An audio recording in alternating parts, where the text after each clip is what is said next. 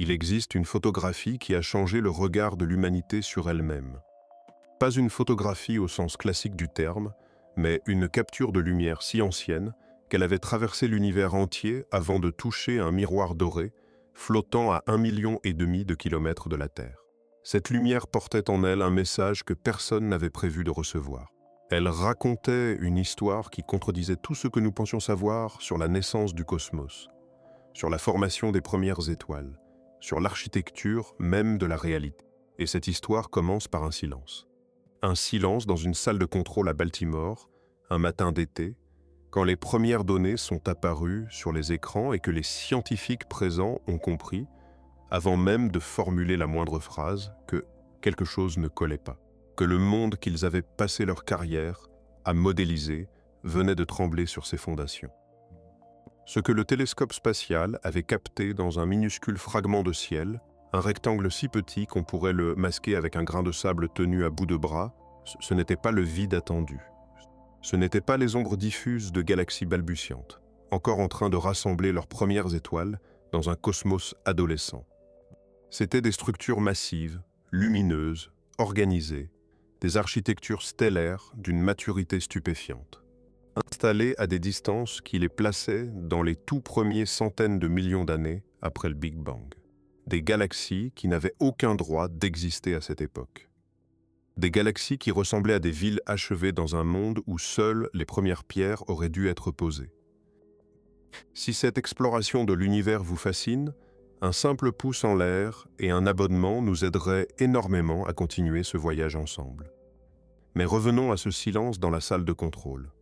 Il a duré quelques secondes, peut-être 1 minute. Puis les voix se sont élevées, prudentes d'abord, incrédules ensuite. Les données étaient-elles correctes? Les instruments avaient-ils été bien calibrés? Quelqu'un avait-il vérifié les algorithmes de traitement d'images? Oui, tout avait été vérifié. Et les galaxies étaient toujours là, brillantes comme des phares dans la nuit primitive de l'univers, refusant obstinément de disparaître dans le bruit statistique. Pour comprendre l'ampleur de la surprise, il faut imaginer ce que la cosmologie prédisait pour cette époque reculée. Le modèle standard, celui qui guide la physique depuis des décennies, raconte une histoire précise de l'univers primitif. Après le Big Bang, l'espace était rempli d'un plasma brûlant, une soupe de particules si dense que la lumière elle-même ne pouvait pas s'en échapper.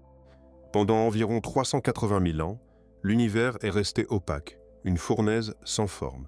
Puis la température a baissé suffisamment pour que les premiers atomes se forment, que la lumière se libère et que le cosmos devienne transparent. Cette lumière libérée, nous la détectons encore aujourd'hui sous la forme du fond diffus cosmologique, une lueur fossile qui baigne l'univers entier d'un rayonnement à peine perceptible, vestige du premier cri de la création. Après cette libération, l'obscurité est revenue. Pas l'obscurité du plasma opaque, mais celle du vide. Les premiers atomes d'hydrogène et d'hélium flottaient dans un espace en expansion, sans étoiles pour les éclairer. Cette période porte un nom évocateur, les âges sombres. Elle a duré entre 100 et 200 millions d'années. Puis, lentement, la gravité a commencé son travail. Des nuages de gaz se sont condensés. Les premières étoiles se sont allumées, timides, isolées, brûlant un hydrogène pur que aucun cycle stellaire n'avait encore enrichi d'éléments plus lourds. Ces premières étoiles étaient des géantes, peut-être des centaines de fois plus massives que notre Soleil, et leur existence fut brève. Elles ont vécu quelques millions d'années avant d'exploser en supernovae, dispersant dans l'espace les premiers noyaux de carbone, d'oxygène, de fer, les briques élémentaires qui, des milliards d'années plus tard, formeraient les planètes, les océans, les eaux et les pensées. Les premières galaxies, selon ce récit, devaient être modestes. De petits amas d'étoiles rassemblés par la gravité au sein de halos de matière noire, des structures fragiles, à peine plus lumineuses qu'une bougie dans un stade. Elles devaient fusionner lentement, s'agglomérer, grossir au fil des milliards d'années pour devenir les majestueuses spirales et les gigantesques elliptiques que nous observons dans l'univers local. La Voie lactée elle-même, notre propre galaxie, a mis environ 13 milliards d'années à atteindre sa forme actuelle, avec ses bras spiraux, son bulbe central, son trou noir supermassif et ses centaines de milliards d'étoiles. Et voilà que, sur les écrans de Baltimore, à moins de 700 millions d'années après le Big Bang, apparaissaient des galaxies dont certaines rivalisaient en masse avec la Voie lactée. Des galaxies qui pesaient 10 milliards de masses solaires. Des galaxies qui avaient accompli en quelques centaines de millions d'années ce que notre propre galaxie avait mis 13 milliards d'années à réaliser.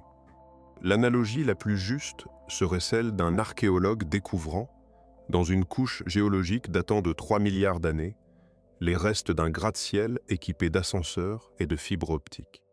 Non pas un indice de vie primitive, mais la preuve d'une civilisation achevée, là où seules des bactéries auraient dû exister.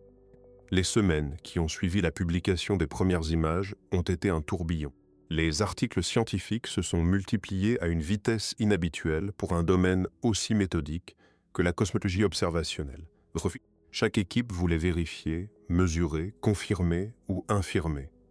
Les estimations de masse ont été passées au crible.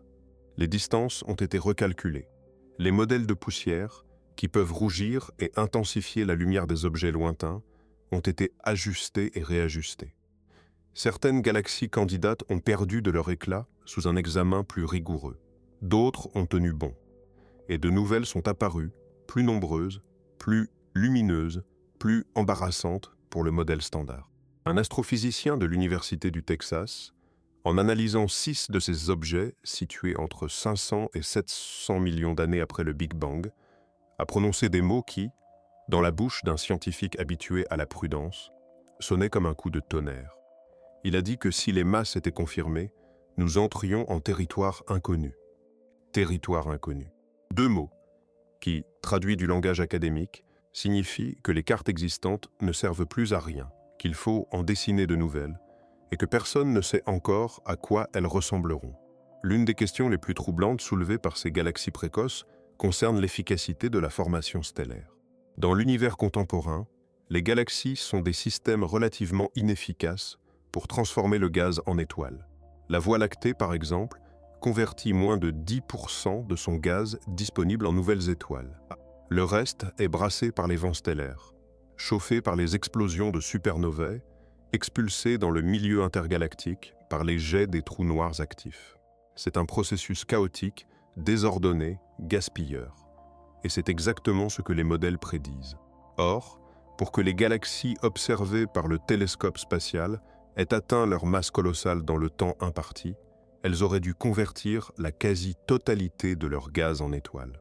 Pas 10%, pas 20%, presque 100%. Une efficacité de production que rien dans la physique connue ne permet d'expliquer. C'est comme si une usine automobile produisait un véhicule parfait à partir de chaque gramme de métal, chaque goutte de peinture, chaque vis, sans le moindre rejeté, sans la moindre erreur, et qu'elle le faisait 10 fois plus vite que n'importe quelle autre usine au monde. Plusieurs hypothèses ont été avancées pour résoudre cette énigme. La première, la plus conservatrice, suggérait que les masses avaient été surestimées. Peut-être que la lumière de ces galaxies provenait principalement de quelques étoiles extraordinairement massives et brillantes, donnant l'illusion d'une population stellaire beaucoup plus importante qu'elle ne l'était réellement. Cette hypothèse a le mérite de la simplicité, mais elle ne résiste pas à toutes les observations. Les spectres lumineux de ces galaxies montrent des signatures chimiques qui nécessitent une population stellaire diversifiée, pas seulement quelques monstres isolés. La deuxième hypothèse, plus audacieuse, proposait qu'un ingrédient supplémentaire se cachait au cœur de ces galaxies. Quelque chose qui n'était pas des étoiles mais qui produisait de la lumière, beaucoup de lumière, suffisamment pour gonfler artificiellement les estimations de masse. Ce quelque chose, on allait bientôt le retrouver sous une forme inattendue, dans de minuscules points rouges dispersés à travers les images les plus profondes du cosmos. La troisième hypothèse, la plus radicale, remettait en question le cadre théorique lui-même. Peut-être que le modèle standard de la cosmologie, avec ses prédictions sur la croissance progressive des structures, était tout simplement incomplet. Peut-être qu'un processus physique inconnu avait accéléré la formation des galaxies dans l'univers primitif. Peut-être que les conditions initiales du cosmos étaient différentes de ce que nous avions supposé. Chacune de ces hypothèses résolvait une partie du problème tout en créant d'autres. La cosmologie se retrouvait dans la position inconfortable d'un médecin dont le diagnostic explique certains symptômes, mais en provoque de nouveaux. Et pendant que les théoriciens débattaient de masse et de taux de formation stellaire, une découverte encore plus étrange émergeait des mêmes données. Une régularité dans le mouvement des galaxies que personne n'avait anticipée. Non pas leur taille, ni leur luminosité, mais la direction dans laquelle elles tournaient. Les galaxies spirales, ces majestueuses roues de lumière qui peuplent l'univers, tournent sur elles-mêmes. Leurs bras s'enroulent autour d'un noyau central dans un mouvement de rotation qui peut durer des centaines de millions d'années pour un seul tour complet. Vue depuis la Terre, une galaxie spirale peut sembler tourner dans le sens des aiguilles d'une montre ou dans le sens contraire, selon l'angle sous lequel nous l'observons. Dans un univers véritablement aléatoire, sans direction privilégiée, sans axe caché, on s'attendrait à ce que le nombre de galaxies tournant dans un sens soit exactement égal au nombre tournant dans l'autre. Comme une pièce de monnaie lancée des millions de fois, le résultat devrait converger vers un équilibre parfait. 50% dans un sens, 50% dans l'autre. Un informaticien spécialisé dans l'analyse d'images astronomiques, professeur à l'Université d'État du Kansas, a décidé de vérifier cette hypothèse fondamentale. Il a utilisé les images du relevé profond avancé réalisé par le télescope spatial, l'un des programmes d'observation les plus ambitieux jamais conduits, qui fixe une même zone du ciel pendant de longues heures pour capter la lumière des objets les plus faibles et les plus lointains. Il a mesuré la courbure des bras, l'orientation des disques et la direction de rotation de chaque galaxie spirale suffisamment nette pour être analysée. 263 galaxies ont passé le filtre de qualité. Chacune d'entre elles, une petite roue de lumière provenant de l'univers primitif, a été classée selon son sens de rotation. Le résultat a été saisissant. Environ 2/3 des galaxies tournaient dans le sens des aiguilles d'une montre par rapport à notre point de vue. Seulement 1/3 tournait dans le sens contraire. Ce n'est pas un pile ou face équilibré. C'est une pièce qui tombe du même côté 2 fois sur 3, systématiquement, sur des centaines de lancers indépendants. La probabilité d'observer un tel déséquilibre dans un univers véritablement aléatoire est infime. Le chercheur a lui-même souligné que la différence était si flagrante qu'on pouvait la voir à l'œil nu en parcourant les images, sans aucun outil statistique sophistiqué. La première réaction instinctive face à un résultat aussi inattendu est de soupçonner une erreur. Peut-être que le relevé ne couvrait qu'une région trop petite du ciel. Peut-être que l'orientation du champ d'observation favorisait artificiellement une direction. Peut-être que le processus de classification, qu'il soit humain ou informatique, contenait un biais intégré. Chacune de ces possibilités a été vérifiée. Le champ d'observation se trouve près du pôle galactique, la direction perpendiculaire au disque de notre propre Voie lactée, ce qui offre une ligne de visée propre, dégagée de la poussière et des étoiles de notre galaxie. L'asymétrie a résisté à plusieurs méthodes de mesure indépendantes. Elle est apparue également dans les données plus anciennes du champ ultra-profond d'un autre télescope spatial, bien qu'avec des échantillons plus petits. Le nouveau télescope a simplement confirmé la tendance avec un échantillon plus large et plus net. L'article a été publié dans une revue scientifique prestigieuse au printemps 2025. Son titre était sobre. Ses implications, elles, ne l'étaient pas du tout. Le chiffre à retenir est celui-ci, 2/3. Sur 263 galaxies suffisamment claires pour être étudiées, environ 175 tournaient dans le sens horaire depuis notre angle d'observation. Environ 88 tournaient dans l'autre sens. L'écart n'est pas subtil. Il n'est pas à la limite de la significativité statistique. Quiconque parcourt les images peut percevoir le déséquilibre d'un simple coup d'œil. En statistique, ce type de déséquilibre porte un nom, un axe privilégié. L'expression semble anodine. Sa signification est vertigineuse. Un axe privilégié signifie que l'univers possède une direction. Pas une dispersion aléatoire de mouvement, pas une distribution uniforme de rotation. Un biais intégré, quelque chose de tissé dans la structure même de l'espace, présent depuis les premiers instants, transmis à travers la formation des galaxies, survivant à travers 13 milliards d'années d'évolution cosmique. Cette idée entre en collision frontale avec l'une des hypothèses les plus profondes de la physique moderne. Le cosmos est censé avoir la même apparence dans toutes les directions. Cette hypothèse s'appelle l'isotropie. L'isotropie signifie qu'aucun point de l'univers n'est spécial. Aucun angle ne reçoit plus de matière qu'un autre. Aucune direction ne l'emporte. Combinez l'isotropie avec l'homogénéité, l'idée que la matière est répartie uniformément quand on prend suffisamment de recul, et vous obtenez le fondement du modèle standard. Les mathématiques de la relativité générale, les prédictions du Big Bang, la structure du fond diffus cosmologique. Tout repose sur l'isotropie. Les galaxies tournantes du nouveau télescope spatial Perseus un trou dans ce pilier.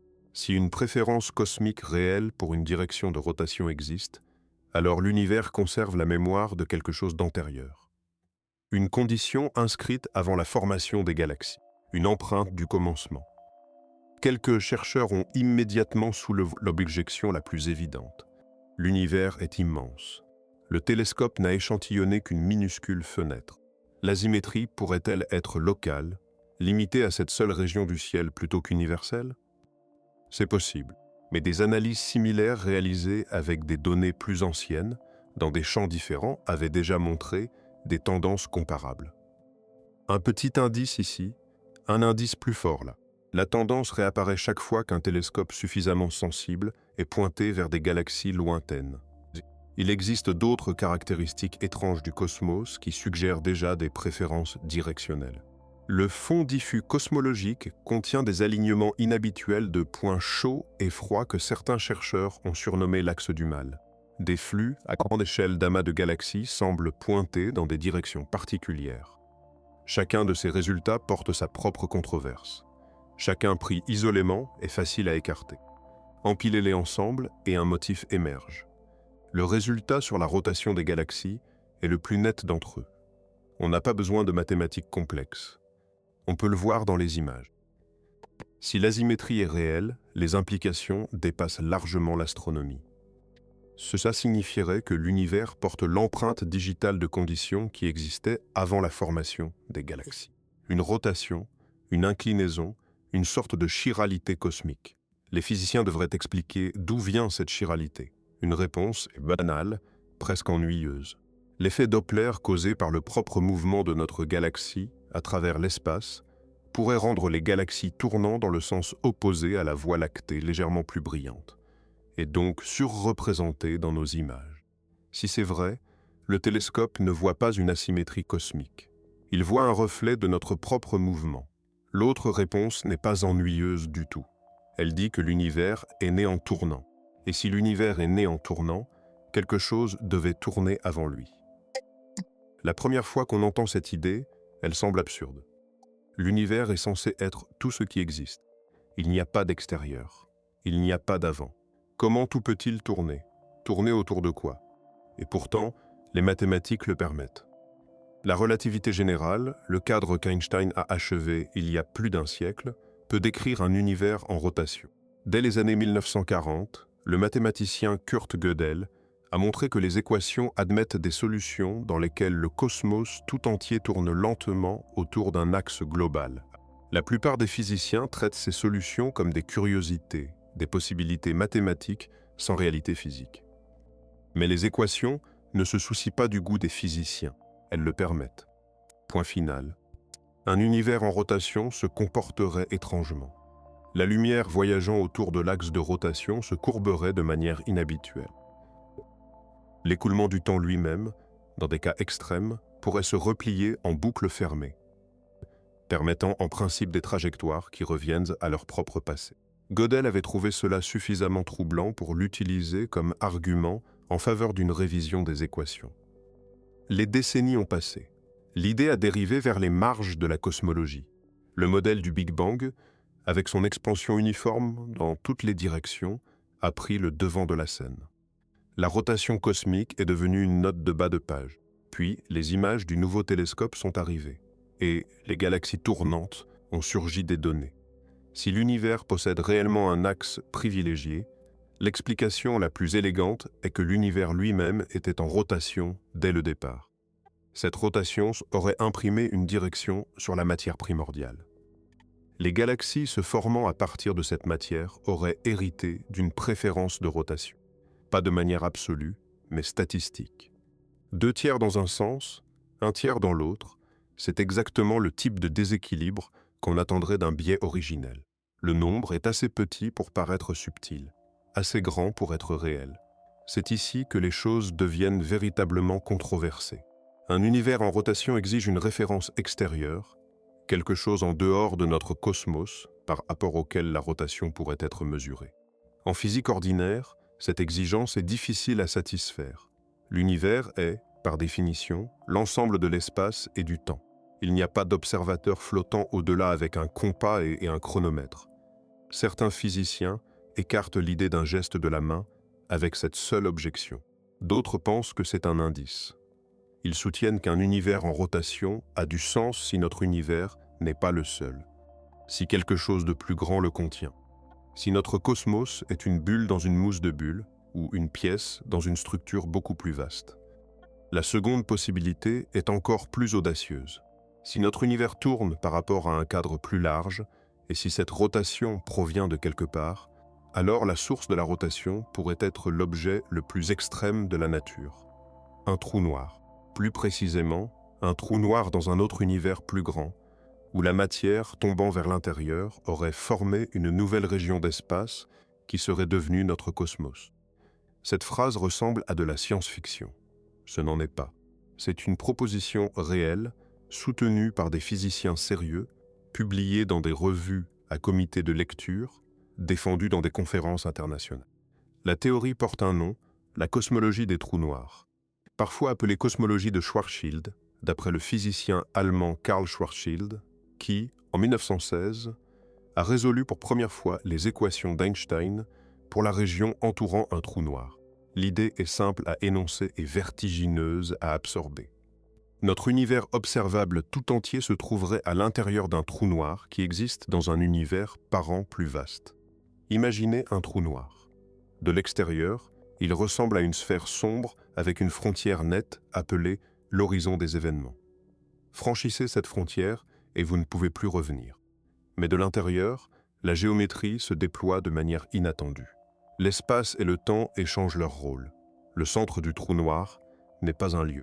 C'est un événement futur, inévitable, comme le prochain instant de votre vie. Dans la cosmologie des trous noirs, cet intérieur ne s'effondre pas en un point. Au contraire, il s'étend. La matière tombant à l'intérieur ne s'écrase pas en une singularité. Elle rebondit, se transforme, ouvre une nouvelle région d'espace qui croît dans sa propre direction temporelle. Depuis l'intérieur de cette nouvelle région, le rebond ressemble à un Big Bang. L'expansion ressemble à l'inflation cosmique. La frontière du trou noir parent ressemble à la limite de l'univers observable. Si notre univers s'est formé de cette manière, plusieurs de ses caractéristiques les plus mystérieuses commencent à s'éclairer. La platitude de l'espace, qui intrigue les cosmologistes depuis des décennies, s'explique naturellement. La matière tombant dans un trou noir arrive de manière orientée et régulière. L'expansion qui suit serait uniforme. La flèche du temps, le fait que le futur soit différent du passé, gagne également une source. Le matériau traversant l'horizon des événements du trou noir parent ne peut se déplacer que dans une seule direction, vers l'intérieur. Ce mouvement unidirectionnel crée une direction intégrée. Le temps à l'intérieur du nouvel univers hérite de cette direction. Hier est plus proche de la frontière. Demain est plus profond à l'intérieur. Et la rotation du trou noir parent imprimerait un axe privilégié sur l'univers fille. Le même axe dont les galaxies du nouveau télescope semblent se souvenir. Un physicien théoricien qui défend cette idée depuis des années a déclaré aux journalistes, couvrant les résultats du télescope, qu'il croyait que l'explication la plus simple pour un univers en rotation était qu'il était né à l'intérieur d'un trou noir en rotation. Il a dit qu'il serait extrêmement enthousiasmé si les résultats se confirmaient. La plupart des cosmologistes en activité ne sont pas encore convaincus. L'idée possède des caractéristiques élégantes, mais peu de prédictions testables. Elle est aussi philosophiquement inconfortable. Elle place notre cosmos entier à l'intérieur d'un autre cosmos, ce qui soulève la question suivante évidente: dans quoi se trouve l'univers parent? Certaines versions de la théorie acceptent une chaîne infinie. Les trous noirs dans notre univers engendrent de nouveaux univers.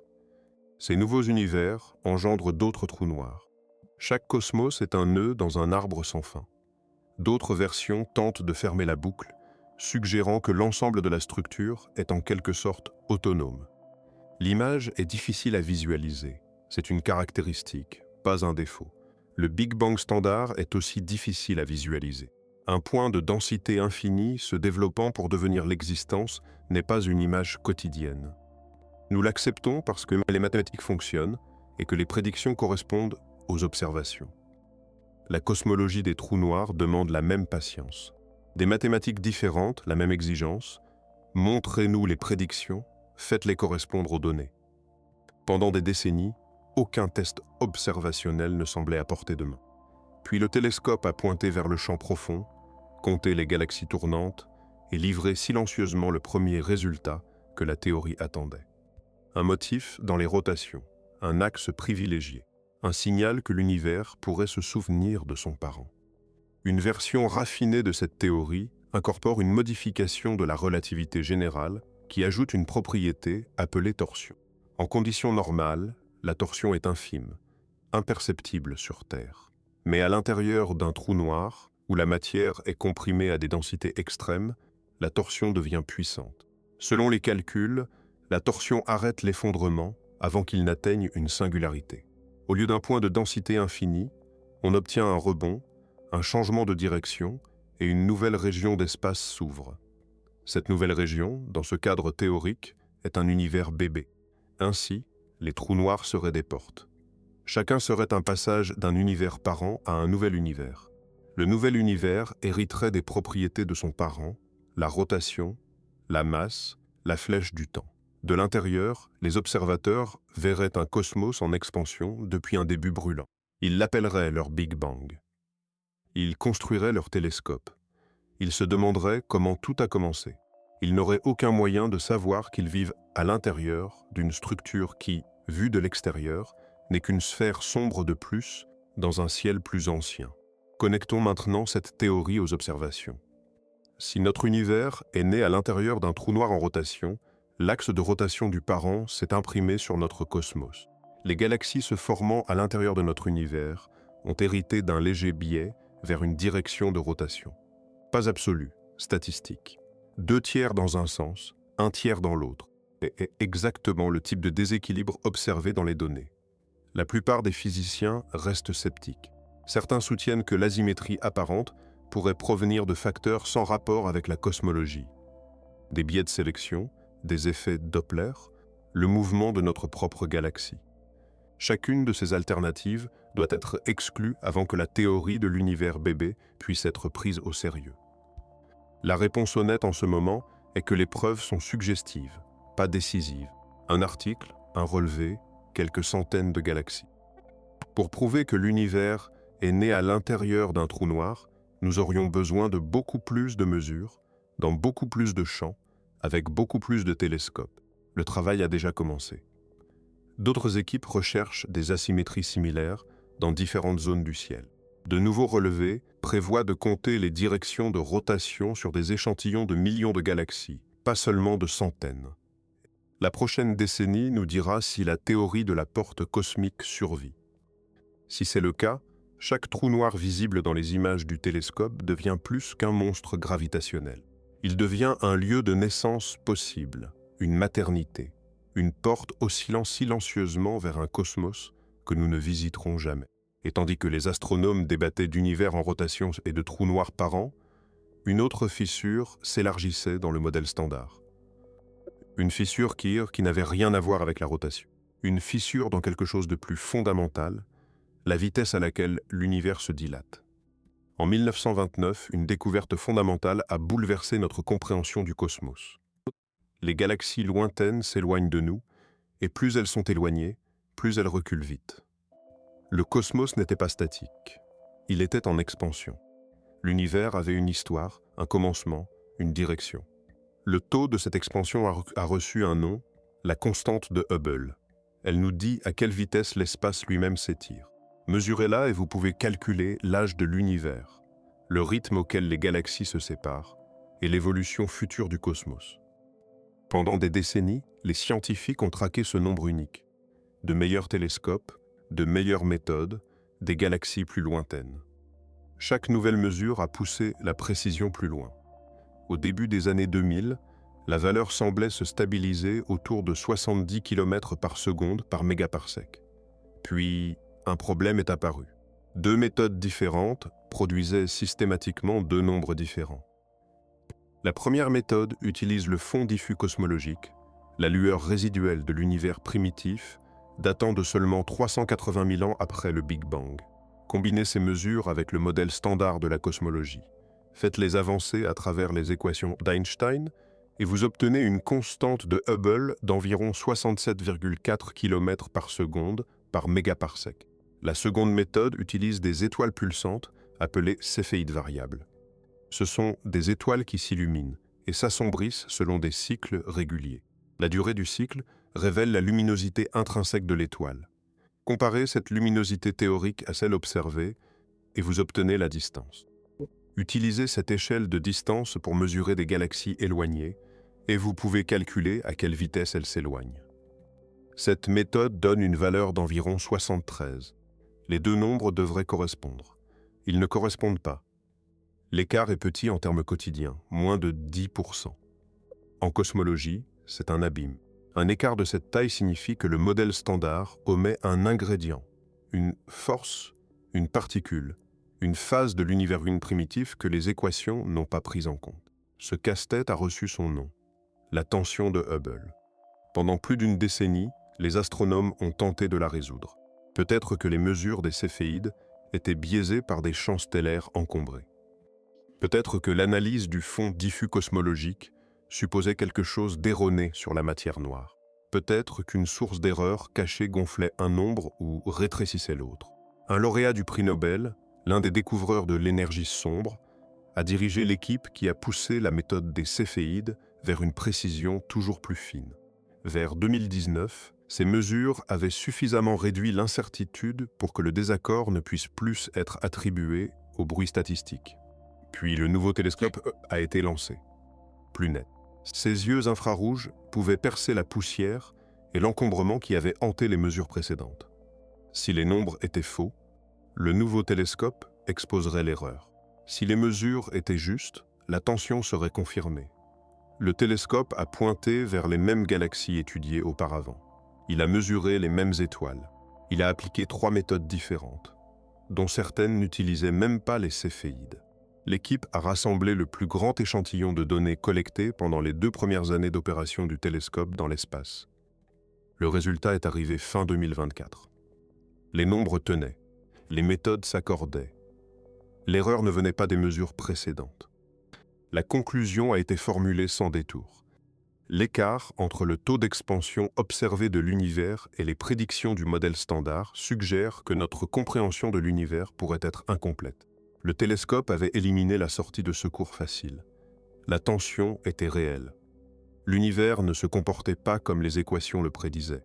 Un puzzle qui avait mijoté pendant une décennie venait de devenir une fissure permanente. Pour saisir pourquoi la tension de Hubble compte autant, imaginez une recette. Le modèle standard de la cosmologie est le livre de cuisine que l'univers est censé suivre depuis 13 milliards d'années. Prenez de l'hydrogène.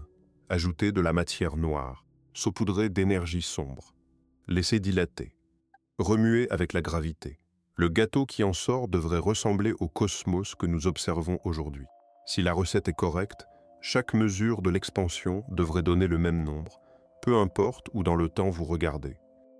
Mesurez l'univers primitif à travers le fond diffus cosmologique. Mesurez l'univers local à travers les supernovae proches. Les deux valeurs devraient correspondre. Elles ne correspondent pas. L'univers local se dilate plus vite que ce que l'univers primitif prédit. Environ 9% plus vite. Voilà la tension. 9%, cela ne semble pas énorme. Essayez cette comparaison. Imaginez une horloge qui perd une seconde toutes les 20 secondes. Cette horloge ne peut pas être ignorée. Multipliez sur un jour, une semaine, une année, et vous vous retrouvez dans un fuseau horaire différent. La version cosmique est similaire. Appliquez une erreur de 9% sur 13 milliards d'années et vous obtenez des galaxies dans des endroits où elles ne devraient pas être, des âges qui ne s'additionnent pas et une chronologie future qui dérive loin de toute prédiction. Donc soit la mesure de l'univers primitif est fausse, soit la mesure de l'univers tardif est fausse, soit le modèle qui les connecte est faux. Le nouveau télescope a maintenant écarté les deux premières options. Il reste la troisième. Que pourrait-il manquer? Certains théoriciens suggèrent une brève bouffée d'énergie répulsive dans l'univers primitif. Quelque chose qui aurait gonflé le cosmos plus vite que ne le prédit l'inflation standard, puis aurait disparu. On l'appelle parfois l'énergie sombre précoce. Ajouter cet ingrédient et le taux d'expansion de l'univers primitif change juste assez pour correspondre aux mesures locales. Le problème est que personne n'a vu cette énergie sombre précoce. Pas de particules, pas de champ, pas de signal clair. C'est un nom attaché à un espace vide dans les équations. La recette exige un ingrédient qui n'a jamais été pesé. D'autres théoriciens vont plus loin. Ils soutiennent que peut-être l'énergie sombre que nous connaissons déjà n'est pas constante. Peut-être qu'elle change au fil du temps. Des résultats récents d'un instrument spectroscopique cartographiant d'immenses portions du ciel suggèrent que l'énergie sombre pourrait s'affaiblir à notre époque. Si c'est vrai, cela réécrirait l'avenir de l'univers. L'expansion ne s'accélérerait pas indéfiniment. Elle ralentirait, stagnerait, peut-être s'inverserait. D'autres encore proposent des modifications à la gravité elle-même. Peut-être que les équations d'Einstein nécessitent une correction à grande échelle, un terme supplémentaire qui n'importe qu'à travers des milliards d'années-lumière. Les théories de gravité modifiées ont une longue histoire. Certaines survivent, la plupart meurent. Aucune n'est encore devenue le remplacement consensuel. Quelques chercheurs suggèrent quelque chose d'encore plus étrange. Peut-être que l'univers a des taux d'expansion différents dans différentes régions. Nous pourrions vivre dans un grand vide, une région légèrement sous-dense, où les choses se dilatent un peu plus vite que la moyenne cosmique. En dehors de notre vide, l'univers pourrait être plus lent. La tension de Hubble pourrait être en partie un effet local. Le nouveau télescope aide à tester certaines de ces idées. Ces relevés de galaxies lointaines cartographient la toile cosmique à des échelles que les télescopes plus anciens ne pouvaient pas atteindre. Chaque nouvelle mesure soit resserre la tension, soit offre un nouvel indice sur ce qui pourrait la résoudre. Jusqu'à présent, rien ne l'a résolu. La fissure est plus large, pas plus étroite. Des chercheurs expérimentés ont noté que résoudre la tension pourrait révéler de nouvelles perspectives sur d'autres discordances apparues récemment. Les cosmologistes ne poursuivent pas un seul mystère. Ils regardent plusieurs mystères s'accumuler. Les galaxies précoces, l'asymétrie de rotation, le taux d'expansion. Ils pourraient être liés. Ils pourraient raconter la même histoire dans des langues différentes. Et au milieu de tout cela, le télescope a fait une autre découverte, un nouveau type d'objet, minuscule, rouge, omniprésent. Les premières détections ressemblaient à du bruit. De petites taches rouges et faibles dispersées à travers les images les plus profondes. Les astronomes ont d'abord supposé qu'il s'agissait de galaxies inhabituellement colorées, lointaines et rougies par la poussière, le genre de détails de fond qu'on enregistre et qu'on dépasse. Puis quelqu'un a remarqué combien il y en avait et à quel point elles paraissaient étranges. Les objets ont été surnommés les petits points rouges. Les astronomes adorent les noms simples. Ces points sont minuscules, quelques centaines d'années-lumière de diamètre tout au plus. Comparez cela à la Voie lactée, qui s'étend sur environ 100 000 années-lumière. Un petit point rouge est à notre galaxie ce qu'une bille est à un stade. Ils brillent d'une couleur rouge profonde, suggérant qu'ils sont soit fortement obscurcis par la poussière, soit extrêmement éloignés, décalés vers le rouge par l'expansion de l'univers. Ils apparaissent en nombre considérable dans les champs profonds du télescope. 3 à 4 sur chaque centaine de galaxies, dans certains échantillons de l'univers primitif, ressemblent à l'un d'entre eux. Ce n'est pas rare. C'est partout. Ils surgissent environ 600 millions d'années après le Big Bang. Leur nombre culmine vers 800 millions d'années. Vers 1,5 milliard d'années après le Big Bang, ils disparaissent en grande partie. Quoi qu'il soit, ils ont eu un début, un règne et une fin. Un bref âge géologique du cosmos dont nous ignorions l'existence jusqu'à ce que le nouveau télescope lève le rideau. La première interprétation était que les points étaient des noyaux galactiques actifs, de minuscules galaxies abritant des trous noirs supermassifs en croissance. Les trous noirs, aspirait le gaz. Le gaz s'échauffait. La chaleur libérait un rayonnement énorme. Cela expliquerait la luminosité malgré la petite taille. Mais les signatures standards des noyaux galactiques actifs manquaient. Pas d'émission de rayons X clairs, pas de forte variabilité dans le temps, pas de spectre infrarouge plat. Les points ressemblaient à des quasars par certains aspects et à de la pure lumière stellaire par d'autres. Puis des chercheurs ont trouvé du gaz à haute vitesse autour de plusieurs de ces points, des vitesses de 2000 à 4000 km par seconde. Ce genre de mouvement est rare pour les galaxies ordinaires. Il est courant autour des trous noirs en croissance.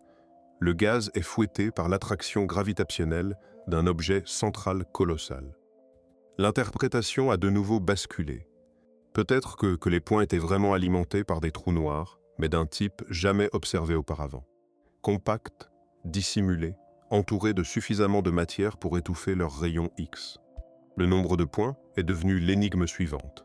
Si tous contenaient des trous noirs supermassifs, l'univers primitif devait avoir produit une population énorme de ces monstres très rapidement, bien plus que ce que les modèles standards prédisaient.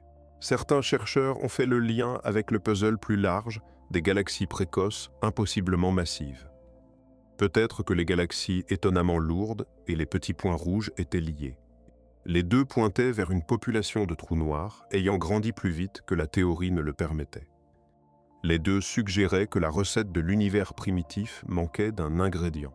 Une équipe de Harvard a proposé une explication. Les points pourraient se former naturellement à l'intérieur de halos de matière noire, avec un spin très faible. Des halos tournant lentement laisseraient le gaz s'effondrer directement vers l'intérieur, créant des sources rouges denses et compactes. Les mathématiques correspondaient raisonnablement bien aux observations du télescope. D'autres équipes sont allées plus loin. Elles ont suggéré que les points pourraient être les signes visibles d'une population de trous noirs primordiaux, formés non pas à partir d'étoiles mourantes, mais de l'univers primitif lui-même. Les points étaient devenus une porte vers une question plus profonde. D'où venaient les premiers trous noirs?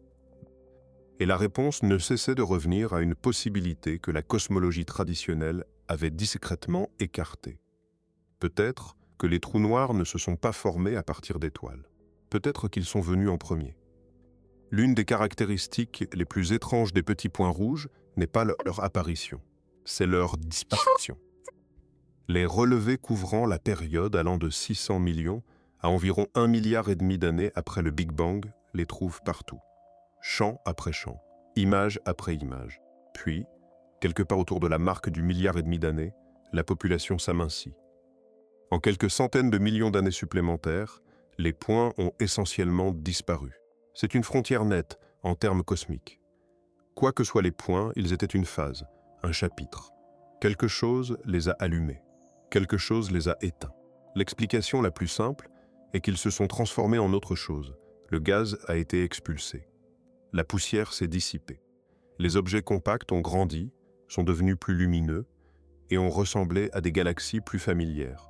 Les points n'ont pas disparu, ils ont évolué. Ils se sont métamorphosés. Cette histoire convient à certaines observations et entre en conflit avec d'autres. Les galaxies massives quiescentes, ces retraités âgés du cosmos, reposent tranquillement dans l'univers local. Si les points ont évolué vers quelque chose, ces retraités sont des candidates raisonnables. Des résultats récents suggèrent que certaines galaxies quiescentes apparentes dans l'univers primitif avaient été mal comptées. Augmentant le nombre de galaxies massives confère au repos d'environ un facteur 10. D'autres chercheurs voient quelque chose de plus inquiétant. Ils soutiennent que les points pourraient être les vestiges d'un processus cosmique entièrement distinct. Un processus qui ne se connecte pas facilement aux populations de galaxies ultérieures. Une classe d'objets sans descendants vivants. Une branche morte sur l'arbre de la structure cosmique. Le mystère des rayons X approfondit l'énigme. Les noyaux galactiques actifs émettent habituellement d'énormes quantités de rayons X. Les points, en majorité, ne le font pas. Quelques-uns ont été détectés avec des signaux de rayons X faibles. L'un en particulier, catalogué par un observatoire spatial de la NASA, se trouve exactement à l'emplacement d'un petit point rouge identifié par le nouveau télescope. L'énergie des rayons X ressemble à celle d'un quasar. La correspondance a été signalée fin 2025 et reste l'un des liens les plus forts entre les points et l'activité des trous noirs supermassifs. Mais la plupart des points restent silencieux en rayon X. Leur spectre lumineux ressemble à un trou noir dévorant du gaz par certains aspects, à de la formation stellaire compacte par d'autres, et à quelque chose que les manuels n'ont pas décrit par d'autres encore. Une théorie fascinante a émergé des données, l'étoile trou noir. Le concept est saisissant. Les points ne seraient pas des galaxies au sens habituel. Ce seraient d'énormes nuages denses de gaz, avec un trou noir supermassif en croissance caché à l'intérieur. Le gaz absorberait les rayons X, ce qui expliquerait pourquoi on ne les voit pas. Le spectre stellaire serait le gaz lui-même, brillant sous l'énergie du trou noir qui l'abrite. Imaginez une étoile de la taille d'une galaxie avec un trou noir comme cœur. Si cette idée est correcte, les points étaient un cosmique. Un bref instant où les trous noirs supermassifs se formaient à l'intérieur de nuages denses, avant que les nuages ne se dispersent et ne révèlent les monstres. Une fois le gaz évacué, les structures sont devenues des galaxies normales avec des centres actifs. Les points ont disparu parce qu'ils étaient une phase transitoire, une brève fenêtre dans le temps cosmique. Un aperçu du moment où les trous noirs supermassifs étaient en construction. Le télescope l'a capté, parce qu'il pouvait voir en infrarouge ce que rien d'autre ne pouvait voir. Si c'est vrai, les points sont la chose la plus proche que les astronomes possèdent d'une photo de bébé d'un trou noir supermassif. Le genre d'objet qui se trouve au centre de presque toutes les galaxies modernes, y compris la nôtre. Leur formation a intrigué les scientifiques pendant des décennies. Le télescope vient peut-être d'ouvrir la salle de maternité. L'expression semble contradictoire. Les trous noirs dévorent la lumière, les étoiles la produisent. Comment l'un peut-il être l'autre? La réponse est dans la géométrie. Une étoile trou noir n'est pas un objet unique, c'est un système. Au centre, un trou noir supermassif en croissance. Autour de lui, un nuage de gaz colossal. Le gaz tombe vers l'intérieur, libère de l'énergie gravitationnelle sous forme de chaleur et de lumière, et rayonne à travers le cosmos. De loin, le système ressemble à une boule de gaz incandescente, comme une étoile. Le trou noir à l'intérieur est invisible. Les chiffres sont extraordinaires. Certaines de ces étoiles trous noirs proposées s'étendent sur quelques centaines d'années-lumière. Le nuage de gaz pèse des millions de fois la masse du Soleil. Le trou noir au centre pourrait déjà peser entre 100 000 et quelques millions de masses solaires. Et tout cela à peine 600 millions d'années après le Big Bang. Pour comparaison, le trou noir supermassif au centre de notre propre Voie lactée, Sagittarius A, pèse environ 4 millions de masses solaires. Il a grandi pendant environ 13 milliards d'années. Les étoiles trous noires dans les images du télescope semblent atteindre des masses similaires en moins d'1 milliard d'années. Ce n'est pas assez de temps, pas selon la physique normale. Les trous noirs grandissent en aspirant de la matière, mais le rayonnement de la matière qui tombe vers eux repousse en retour. Il existe une limite de vitesse naturelle pour la croissance, appelée la limite d'Eddington. À cette limite, la pression de radiation équilibre l'attraction gravitationnelle et le trou noir ne peut pas accréter plus vite. Pour expliquer les trous noirs précoces, les scientifiques ont proposé plusieurs moyens d'échapper à cette limite. Certains soutiennent que les trous noirs primitifs ont simplement dépassé la limite, accrétant à des taux super Eddington pendant de courtes périodes. D'autres suggèrent que les trous noirs primitifs ont commencé gros, non pas nés de l'effondrement d'étoiles, mais formés directement par l'effondrement d'immenses nuages de gaz. Ce seraient des graines lourdes, peut-être 10 000 à 100 000 masses solaires à la naissance, suffisamment lourdes pour contourner entièrement la phase de croissance lente. Puis il y a l'idée la plus radicale. Les trous noirs primitifs ne se seraient pas formés à partir de gaz du tout. Ils se seraient formés dans les tout premiers instants de l'univers lui-même. On les appelle les trous noirs primordiaux. L'existence des trous noirs primordiaux a été proposée pour la première fois dans les années 1960 par des physiciens visionnaires. L'idée repose sur un constat simple. Dans les conditions chaotiques de la première seconde après le Big Bang, des poches de matière exceptionnellement denses auraient pu s'effondrer directement en trous noirs sans avoir besoin d'étoiles. Certains seraient minuscules, s'évaporant depuis longtemps par rayonnement. D'autres pourraient être massifs, toujours présents aujourd'hui, dissimulés parmi les galaxies, invisibles mais gravitationnellement actifs. Si les trous noirs primordiaux existent, ils auraient pu servir de graines pour les premières galaxies. Placer un trou noir primordial de 1000 masses solaires dans une région de gaz, dense à un décalage spectral élevé. Entourez-le d'un halo de matière noire. Laissez-le croître à des taux extrêmes. En quelques centaines de millions d'années, vous pouvez construire un trou noir de 100 millions de masses solaires. Ce calendrier correspond à ce que le télescope observe. Les mathématiques ont été élaborées par de nombreuses équipes à travers le monde. Un article publié par une équipe de l'Université des sciences et technologies de Hong Kong a utilisé un cadre statistique bayésien pour modéliser comment les trous noirs primordiaux pourraient expliquer les galaxies à haut décalage spectral observé. Leur modèle préféré correspondait proprement aux observations. Un autre article, s'appuyant sur une conjecture formulée il y a 30 ans par 2 physiciens théoriciens, soutenait que des trous noirs primordiaux supermassifs pourraient naturellement ensemencer à la fois les galaxies précoces, observées par le télescope, et les trous noirs supermassifs, situés au centre des galaxies actuelles. L'implication est vertigineuse. Si l'histoire standard des trous noirs est fausse, alors presque chaque galaxie du cosmos pourrait être construite autour d'une graine primordiale. Quelque chose de plus ancien que la première étoile. Quelque chose qui a contribué à façonner la structure du cosmos avant même que la structure n'existe. Et l'indice suivant est arrivé sous forme de rayons X. Un observatoire spatial dédié aux rayons X, en orbite autour de la Terre depuis 1999, a accumulé dans ses archives des millions de sources de rayons X cartographiées au fil de décennies d'observation. Lorsque le nouveau télescope a commencé à identifier les petits points rouges, les astronomes ont naturellement vérifié si certains d'entre eux correspondaient à des sources de rayons X connues dans ce catalogue. La plupart ne correspondaient pas. Les points étaient obstinément silencieux en rayons X. Puis, une correspondance est apparue. Une source dans une bande de ciel intensément étudiée, située exactement à la même position qu'un petit point rouge identifié par le nouveau télescope. La source de rayons X avait été cataloguée des années avant que quiconque sache que le point était là. L'empreinte énergétique des rayons X correspondait au type de signal attendu des quasars, ces galaxies abritant des trous noirs supermassifs extraordinairement actifs. Trouver un signal de type quasar à l'emplacement d'un minuscule point rouge de l'univers primitif constituait un lien majeur. Le résultat a été rapporté fin 2025. Il renforçait la théorie selon laquelle les petits points rouges sont alimentés par des trous noirs supermassifs, même si la plupart d'entre eux ne montrent pas directement de rayons X.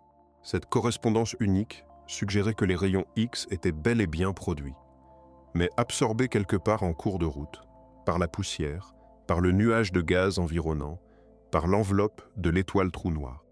Si ce cadre est correct, les rayons X que nous voyons dans ce seul point fuient à travers un endroit mince du gaz.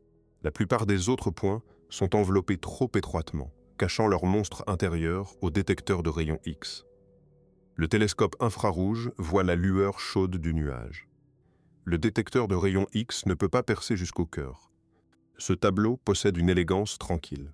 Un trou noir dissimulé à l'intérieur d'un nuage, produisant de l'énergie qui alimente la luminosité du nuage, tout en se protégeant des détecteurs qui devraient autrement l'exposer. Comme un feu enveloppé dans une couverture épaisse, vous sentez la chaleur, mais vous ne voyez pas la flamme. Cette découverte ouvre un chemin.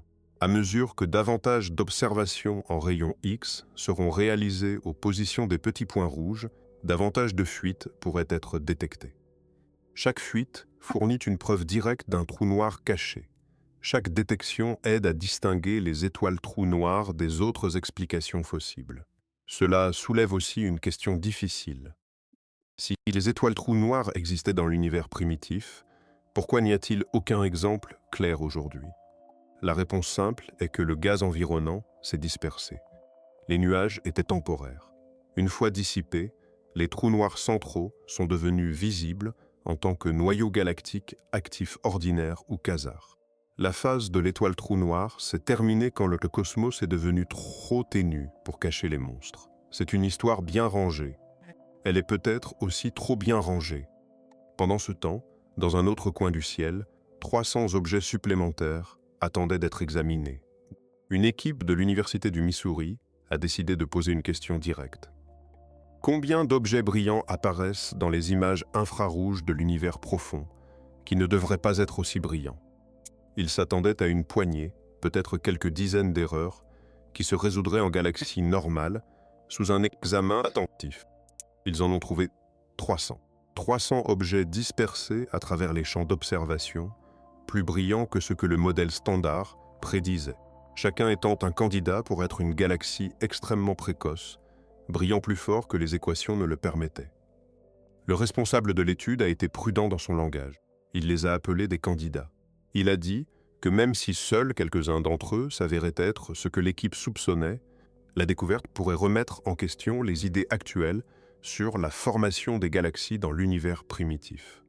Juste quelques-uns. C'est dire à quel point la ligne est fine. La raison pour laquelle la luminosité compte revient à un thème familier.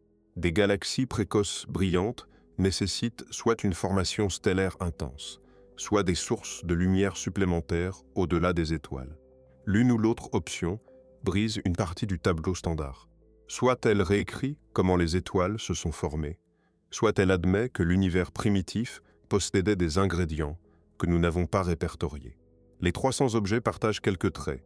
Ils sont petits, ils sont rouges, suggérant soit du rougissement par la poussière, soit une distance extrême. Ils brillent plus fort dans l'infrarouge que les modèles anciens ne le prédisaient. Certains d'entre eux pourraient être des petits points rouges. D'autres pourraient constituer une population entièrement différente. Confirmer leur nature est un travail lent. Identifier des objets dans l'espace prend du temps. De la spectroscopie, des observations de suivi avec de multiples instruments, des débats avec des collègues, la défense des données, l'élimination des alternatives. Même si seulement 10% des 300 résistent à tous les tests, cela fait 30 objets. 30 entrées supplémentaires sur la liste croissante de choses dans le cosmos primitif qui ne correspondent pas aux prédictions. Le motif compte plus que n'importe quel objet individuel. Le télescope continue de trouver trop de choses brillantes trop tôt. Différents relevés, différentes équipes, différentes techniques, tous renvoyant le même type de résultat. Chaque découverte prise isolément serait controversée. Empilée ensemble, elle forme quelque chose de plus difficile à écarter. Un cosmologiste chevronné interrogé sur cette tendance a utilisé une expression qui commence à circuler dans le domaine, excès de lumière. L'univers primitif semble avoir produit plus de lumière, dans plus d'endroits, que la recette standard ne le permet. Que cet excès provienne d'étoiles inhabituellement brillantes, de trous noirs primordiaux, d'interactions de matière noire, ou d'une source inconnue, les données continuent de pointer vers un ingrédient manquant. Cette expression « ingrédient manquant » est devenue un refrain discret dans la cosmologie moderne. La tension de Hubble en a besoin d'un. Les galaxies précoces brillantes en ont besoin d'un. Les petits points rouges en ont besoin d'un. L'asymétrie de rotation pourrait en avoir besoin d'un aussi. Un scientifique raisonnable regarde 4 énigmes ouvertes et se demande si elles ont toutes besoin du même ingrédient caché ou si chacune a besoin du sien. Les deux possibilités sont inconfortables. Un seul ingrédient manquant qui explique tout serait révolutionnaire. Plusieurs ingrédients manquants, chacun dissimulé derrière un mystère différent, serait encore plus humiliant. La recette était censée avoir quelques composants simples. Elle commence à ressembler à un tiroir de cuisine avec plusieurs bocaux non étiquetés. Et il y a une dernière complication au problème des galaxies précoces brillantes. Une complication qui va plus profond que les ingrédients ou les tensions ou les rotations. Certaines galaxies semblent être plus vieilles que l'univers lui-même. L'expression sonne comme une impossibilité logique. L'univers a environ 13,8 milliards d'années. Rien à l'intérieur ne peut être plus vieux. L'arithmétique est simple. Et pourtant, plusieurs observations du télescope ont produit des estimations d'âge pour des galaxies individuelles qui frôlent inconfortablement la limite d'âge cosmique, voire la dépassent. Ces estimations proviennent de l'analyse de la composition chimique et des populations stellaires des galaxies. Les vieilles étoiles produisent des signatures spectrales spécifiques. Les éléments lourds mettent du temps à se former, nécessitant des cycles de naissance, de mort et de renaissance stellaire. En mesurant la teneur en métaux et les âges stellaires d'une galaxie lointaine, les astronomes peuvent estimer depuis combien de temps elles forment des étoiles. Dans certaines images du télescope, cette estimation dépasse le temps disponible depuis le Big Bang. La conclusion n'est pas que ces galaxies sont littéralement plus anciennes que l'univers. Ce serait une violation de la causalité. La conclusion est que quelque chose dans notre chaîne de mesure est cassé. Soit la distance à la galaxie est fausse, soit l'estimation d'âge est fausse, soit la chronologie de l'expansion cosmique est fausse. C'est ici que certains chercheurs ont commencé à explorer des idées plus radicales. L'une d'entre elles est la proposition que l'univers pourrait être considérablement plus ancien que l'estimation standard. Dans une série d'articles, un chercheur a soutenu que le cosmos pourrait avoir environ 26 à 27 milliards d'années, presque 2 fois l'estimation conventionnelle. Cela semble scandaleux, ça l'est probablement. Mais le raisonnement est suffisamment détaillé pour mériter d'être suivi. Il combine 2 idées. La première est le concept de constante couplée variable. Les constantes de la nature, comme l'intensité des interactions gravitationnelles et la vitesse de la lumière, pourraient varier très légèrement au fil du temps cosmique. Si c'est le cas, les relations entre les décalages spectraux observés et les distances changent. La seconde est une idée plus ancienne appelée lumière fatiguée, qui suggère que les photons perdent graduellement de l'énergie en traversant l'espace, se décalant vers le rouge sans nécessité d'expansion. La lumière fatiguée a été largement écartée par la cosmologie dominante, car elle échoue à correspondre à certaines autres observations. Le fond diffus cosmologique, les motifs de regroupement des galaxies, la façon dont les supernovae lointaines s'estompent. Chacune de ces observations se comporte comme si l'expansion cosmique était réelle, et non comme si l'univers était statique avec des photons fatigués. L'argument de ce chercheur est que combiner la lumière fatiguée avec des constantes variables peut correspondre à toutes les observations, tout en produisant un univers plus ancien, dans lequel les galaxies précoces matures du télescope prennent tout leur sens. Elles paraissent matures parce qu'elles le sont. L'univers leur a simplement donné plus de temps. L'article prétend par ailleurs que le cosmos résultant n'a pas besoin de matière noire pour exister. C'est une affirmation remarquable. La matière noire a été l'échafaudage invisible du modèle standard pendant des décennies. La supprimer simplifierait certaines énigmes et en ferait exploser d'autres. La plupart des cosmologistes sont sceptiques. Le modèle standard a été soigneusement testé sur un éventail énorme d'observations. Les signatures de la matière noire apparaissent non seulement dans les courbes de rotation des galaxies, mais dans le lentillage gravitationnel, dans le fond diffus cosmologique, dans la formation de la structure cosmique. Supprimer la matière noire nécessiterait d'expliquer tous ces effets par d'autres moyens. Pourtant, l'existence de galaxies matures dans l'univers primitif crée une ouverture. Si la physique standard ne peut pas les intégrer, les physiques alternatives obtiennent une audience. La réponse dominante a été de chercher des moyens de sauver le modèle standard. Peut-être que les premières étoiles étaient plus brillantes que prévu. Peut-être que les trous noirs primordiaux ont fourni des graines précoces. Peut-être que les motifs de poussière faisaient paraître les galaxies plus anciennes qu'elles ne le sont. Chaque correctif est plausible.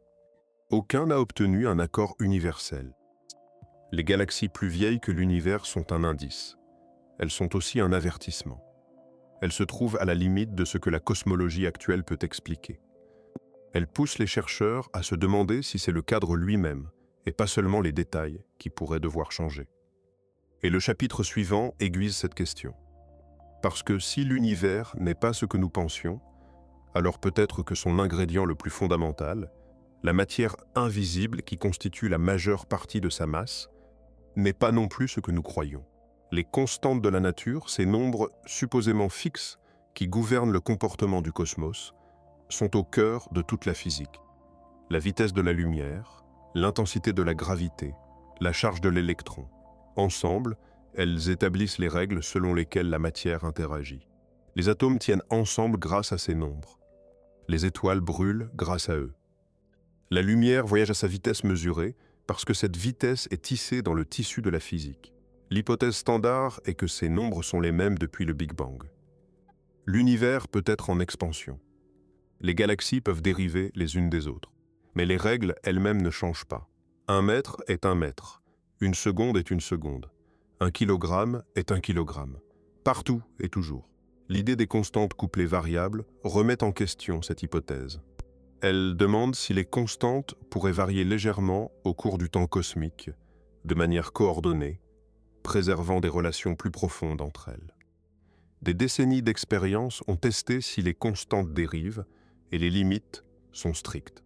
Des horloges atomiques, des spectres de quasars lointains, des réacteurs nucléaires naturels anciens sur Terre, tous placent des contraintes fortes. Si les constantes dérivent, la dérive est infime. Mais infime ne signifie pas nul. Et des dérives infimes, intégrées sur 13 milliards d'années, peuvent produire des effets perceptibles. Si l'intensité de la gravité a légèrement changé, alors le rythme auquel les galaxies se regroupent changerait aussi. Si la vitesse de la lumière a changé, alors la relation entre distance et temps de trajet serait réécrite. Si plusieurs constantes dérivent de manière coordonnée, l'effet cumulatif sur les mesures cosmiques pourrait être significatif. L'argument avancé est que combiner des constantes variables avec l'idée plus ancienne de la lumière fatiguée produit un cosmos cohérent qui correspond aux observations du télescope sans briser les données antérieures. Les galaxies paraissent matures parce qu'elles sont matures. Les estimations de masse ne sont pas fausses. Les décalages spectraux ne sont pas mal interprétés. L'univers a simplement eu plus de temps pour les construire. Ce temps supplémentaire, dans ce cadre théorique, provient d'une réinterprétation du décalage vers le rouge des galaxies lointaines. La cosmologie standard traite le décalage comme une preuve de l'expansion. Ce cadre le divise en deux contributions. Une partie du décalage provient de l'expansion réelle. Une partie provient de photons perdant de l'énergie en traversant l'espace, l'effet de lumière fatiguée. Si seule une fraction du décalage observé est due à l'expansion, alors les âges inférés des galaxies changent. Les mathématiques de la distance et du temps sont réécrites. L'univers s'étend plus loin dans le passé. Le concept de la lumière fatiguée est presque centenaire. Dans les années 1920, alors que la preuve de l'expansion cosmique se construisait, un astronome avait proposé une alternative. Peut-être que les galaxies lointaines ne s'éloignaient pas vraiment.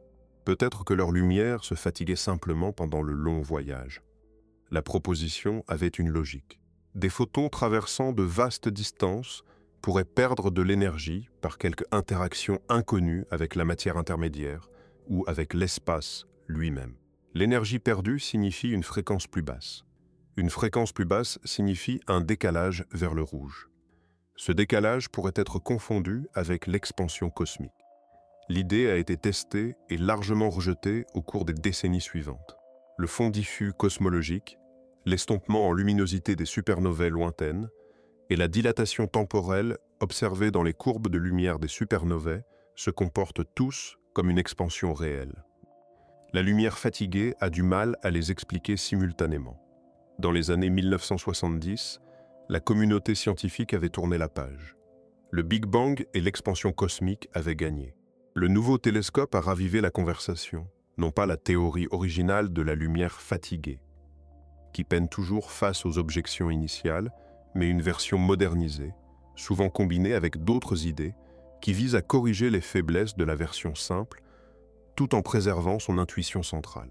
Peut-être qu'une fraction du décalage spectral observé dans les galaxies lointaines provient d'une perte d'énergie des photons, et pas seulement de l'expansion. L'objection la plus courante à la lumière fatiguée est le fond diffus cosmologique. Cette lueur faible, observable dans toutes les directions, a une température d'environ 2,7 Kelvin et correspond à un spectre thermique parfait avec une précision extraordinaire. La cosmologie standard l'explique comme le vestige refroidi de la lumière de l'univers primitif, étiré par l'expansion. La lumière fatiguée a plus de difficultés à le reproduire, car des photons perdant de l'énergie par diffusion élargiraient le spectre. Les versions modernisées tentent de gérer cela en étant sélectives sur les interactions causant la fatigue. Certaines n'affectent que certaines longueurs d'onde. D'autres ne se produisent que pendant des époques cosmiques spécifiques. Chaque ajustement ajoute de la complexité. Chaque complexité réduit la simplicité qui avait rendu l'idée originale attrayante. Le test des supernovae est un autre défi. Les supernovae lointaines s'estompent plus lentement que les proches. L'explication standard est la dilatation temporelle, le même effet que la relativité d'Einstein prédit. À mesure que l'univers s'étend, le temps lui-même semble étiré pour les événements distants. Les courbes de lumière s'étirent avec. La lumière fatiguée dans sa forme la plus simple ne prédit aucune dilatation temporelle. Les courbes de lumière devraient avoir la même apparence, juste plus faible et plus rouge. L'observation montre la dilatation. Ce test a été une raison majeure de la disgrâce de la lumière fatiguée.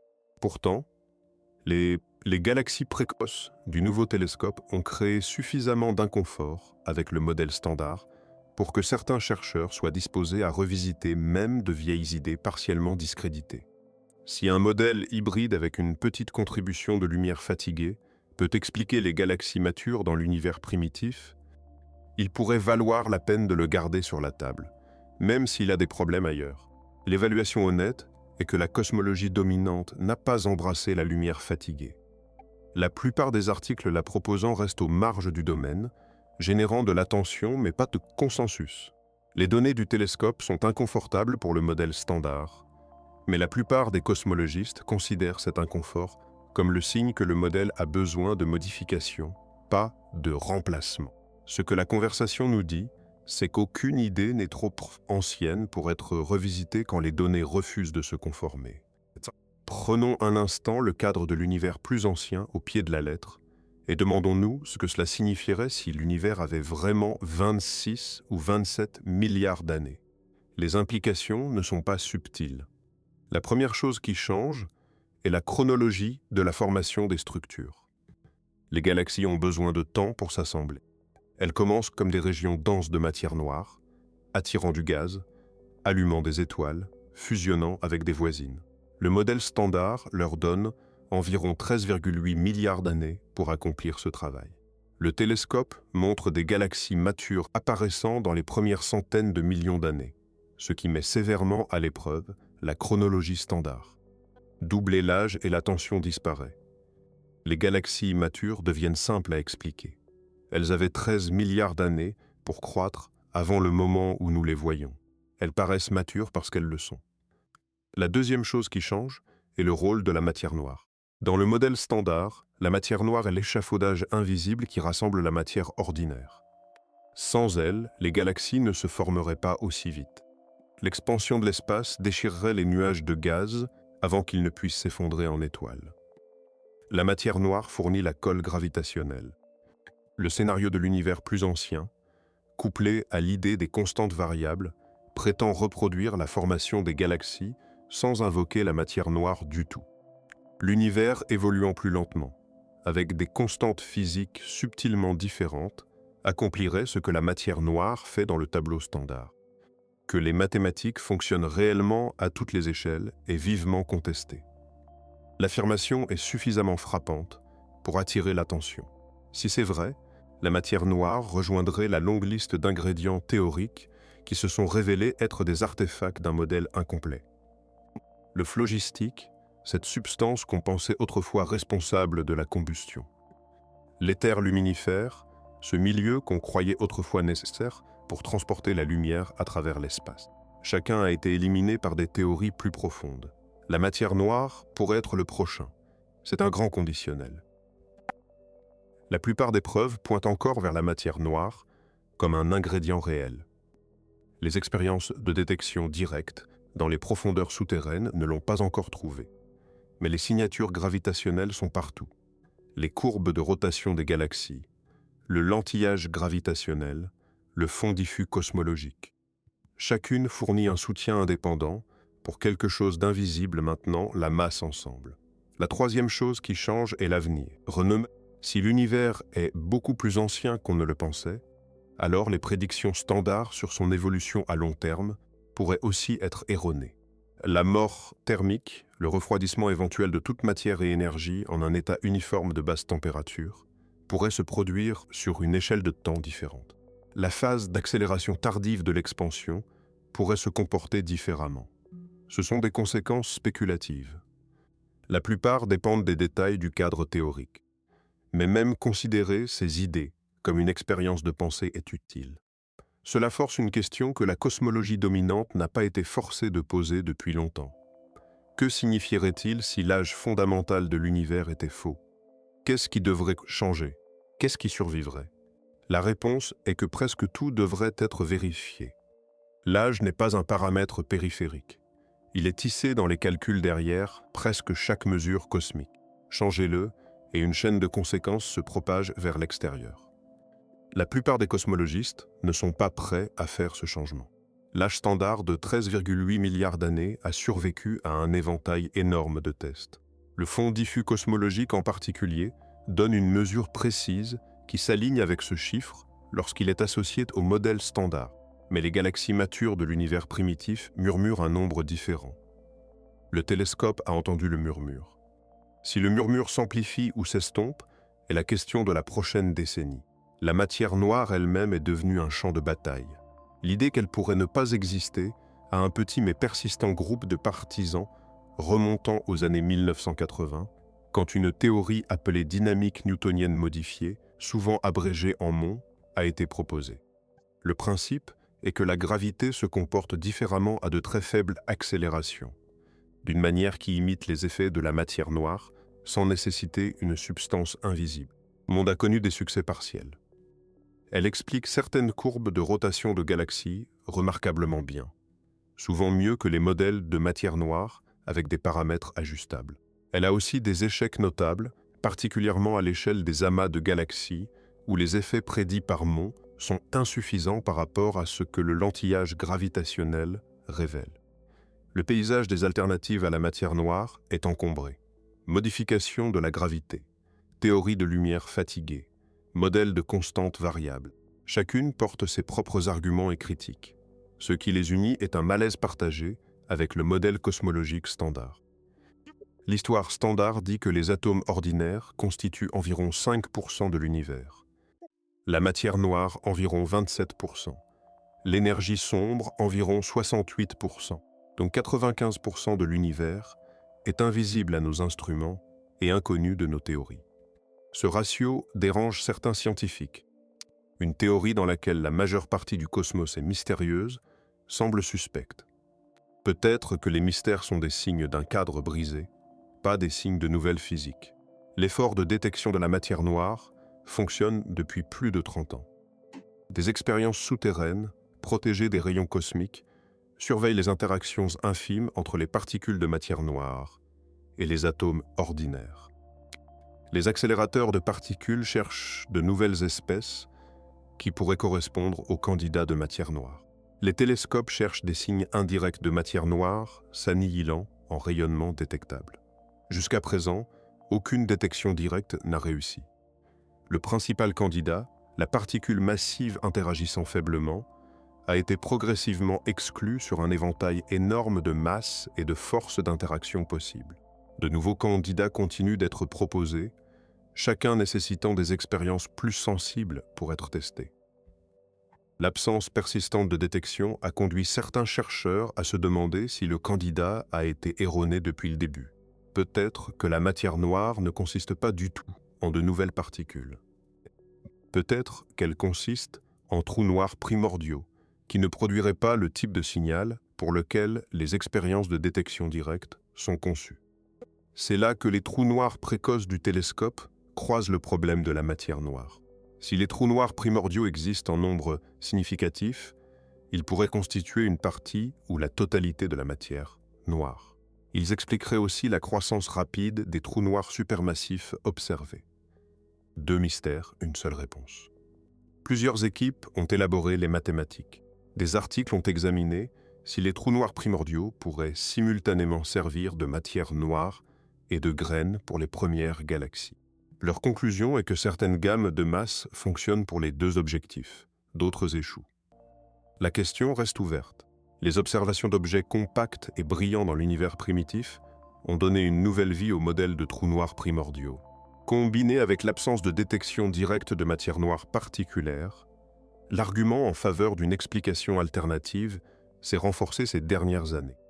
Que la matière noire soit une particule, un trou noir ou un fantôme de physique brisée est l'une des questions ouvertes les plus conséquentes de la cosmologie. La réponse déterminera la forme de la physique pour des générations. Pour l'instant, la matière noire reste la réponse officielle. Ses concurrents restent aux marges. Le nouveau télescope a rapproché certaines de ces marges du centre. Quand les premières étoiles se sont formées dans l'univers primitif, elles ne se sont pas formées seules.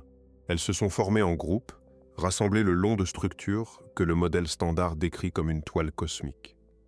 Des filaments de matière noire tissés à travers l'espace, attirant le gaz. La toile façonne tout ce qui suit. Les galaxies croissent aux intersections. Les amas se forment là où les filaments se croisent. Les vides s'ouvrent dans les espaces entre eux. Dans la théorie standard de la matière noire froide, la toile est grumeleuse. La matière noire se comporte comme un gaz de particules se déplaçant lentement. Elle se regroupe gravitationnellement en nœuds et filaments à toutes les échelles. Les petits grumeaux se forment en premier. Ils fusionnent en de plus grands. La hiérarchie se construit vers le haut. Ce tableau prédit certaines formes pour les premières galaxies.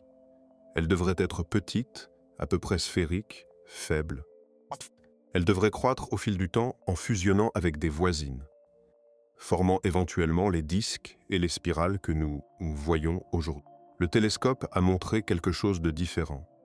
Une étude examinant les formes de jeunes galaxies dans les images du télescope a trouvé que beaucoup des premières galaxies apparaissent remarquablement allongées. Pas sphériques, pas en forme de disque, étirées, prolates, comme des cigares ou des ballons de rugby plutôt que des boules ou des crêpes. L'équipe a lancé des simulations pour voir quel type de matière noire produirait de telles formes. 3 modèles ont été testés. La matière noire froide, le scénario standard. La matière noire tiède, dans laquelle les particules se déplacent plus vite et lissent les petites structures. La matière noire ondulatoire, dans laquelle la matière noire consiste en particules ultra légères qui exhibent un comportement quantique à des échelles cosmiques. Les simulations de matière noire froide n'ont pas réussi à produire les galaxies allongées en nombre significatif. Les simulations de matière noire tiède et ondulatoire ont réussi. Leur toile cosmique était plus lisse, moins grumeleuse, davantage constituée de longs filaments doux. Le gaz s'écoulant le long de ces filaments formait naturellement de jeunes galaxies allongées.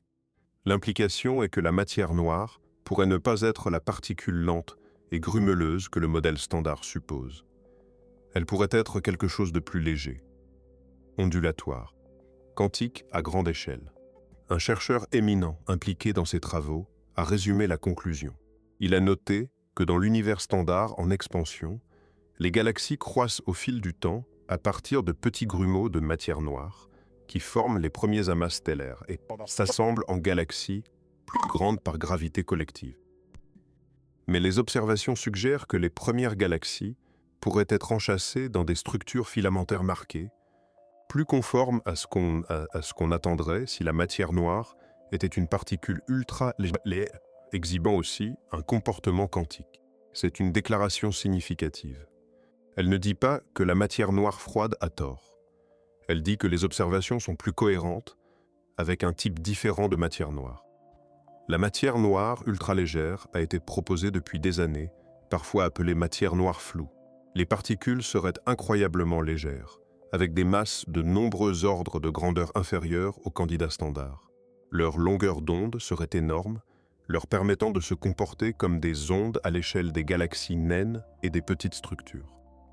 La détection a été insaisissable.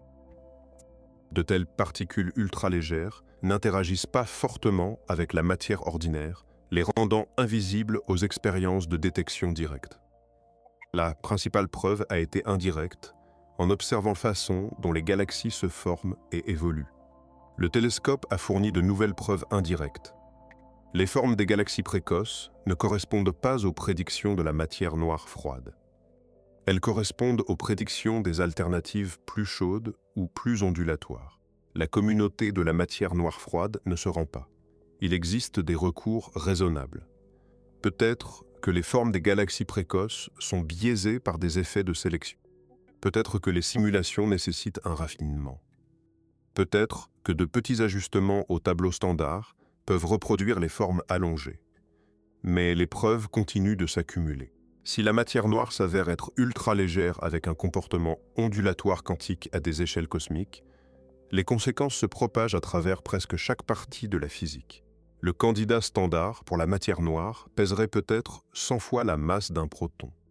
La matière noire ultra légère, en revanche, pourrait peser 100 000 milliards de fois moins. Les nombres sont presque impossibles à imaginer. De telles particules de faible masse auraient des longueurs d'onde quantiques extrêmement longues. À l'échelle des galaxies, les longueurs d'onde pourraient se mesurer en années-lumière. La matière noire ne se comporterait pas comme une collection de particules ponctuelles. Elle se comporterait comme une onde continue oscillant doucement à travers d'énormes distances. Cela change la façon dont la matière noire se regroupe. La matière noire froide forme des halos serrés et denses. La matière noire ondulatoire forme des halos plus lâches, plus flous, avec des cœurs lisses. Les galaxies installées dans des halos de matière noire ondulatoire auraient une apparence légèrement différente. Les centres seraient moins concentrés. Les régions extérieures seraient plus lisses. Certaines observations soutiennent cela. Les galaxies naines dans l'univers local montrent parfois des profils de densité plats dans leur cœur, plutôt que les centres abrupts que la matière noire froide prédit. C'est ce qu'on appelle le problème cœur cuspide. La matière noire froide dit cuspide. L'observation dit cœur. La matière noire ondulatoire produit naturellement des cœurs. D'autres observations résistent. Le fond diffus cosmologique place des contraintes strictes sur les propriétés de la matière noire. La matière noire ondulatoire doit être soigneusement ajustée pour ne pas contredire les mesures du fond diffus. Certaines versions survivent, d'autres non. Le défi de la détection est sévère. Les particules ultralégères ne rebondissent pas sur les atomes. Elles ne produisent pas de rayonnement visible. Elles interagissent presque exclusivement par la gravité. L'approche expérimentale principale a été de chercher leurs effets ondulatoires sur des instruments de précision. Les horloges atomiques, par exemple, pourraient fonctionner à des rythmes légèrement différents si elles étaient entourées d'ondes oscillantes de matière noire. Jusqu'à présent, aucune détection n'a réussi. Les contraintes sur la matière noire ondulatoire proviennent presque entièrement de l'astronomie. Les formes des galaxies, le regroupement des galaxies, la toile cosmique. Le nouveau télescope a ajouté une nouvelle ligne de preuve. Les premières galaxies allongées et leur environnement filamentaire sont plus faciles à expliquer avec la matière noire ondulatoire qu'avec la version froide standard. Si la matière noire ondulatoire l'emporte, la physique change. La particule massive interagissant faiblement devient une hypothèse abandonnée. Les expériences de détection directe, fonctionnant depuis des décennies, deviennent des artefacts historiques. De nouvelles recherches concentrées sur les signatures ondulatoires deviennent la priorité. Les effets quantiques à des échelles cosmiques deviennent un sujet d'étude réel, pas une curiosité théorique. Le changement ne déférait pas la relativité générale d'Einstein. Il n'éliminerait pas le Big Bang. Il réécrirait cependant une portion substantielle du tableau entre ces deux piliers. Le contenu en matière de l'univers, la façon dont la structure s'est formée, le comportement des halos de galaxies, tout cela se déplacerait. La plupart des cosmologistes ne sont pas encore prêts pour ce déplacement. L'argument en faveur de la matière noire froide est construit sur des décennies de preuves, dont une grande partie est cohérente avec le tableau particulaire standard. La remplacer nécessite plus qu'une observation suggestive. Mais les observations suggestives s'accumulent. Le télescope en a fourni plusieurs. Les galaxies précoces allongées en sont une. Les indices de densité inhabituelle dans les cœurs des galaxies en sont une autre. L'échec persistant à détecter des particules de matière noire lourde en est une troisième. Additionnez-les et l'argument en faveur de la matière noire ondulatoire est passé de la spéculation à l'hypothèse sérieuse. L'idée conventionnelle sur les trous noirs est qu'ils se forment à partir d'étoiles mourantes. Une étoile massive épuise son combustible, s'effondre sous sa propre gravité et forme un trou noir. Répétez le processus à travers des milliards d'années et vous obtenez la population de trous noirs de masse stellaire dispersés dans les galaxies aujourd'hui. Pour les trous noirs supermassifs, l'histoire est plus compliquée. Ils pèsent des millions à des milliards de fois la masse du Soleil. Les étoiles ne peuvent pas directement les produire. Au lieu de cela, de plus petits trous noirs germes sont censés croître au fil du temps cosmique en se nourrissant de gaz et en fusionnant entre eux.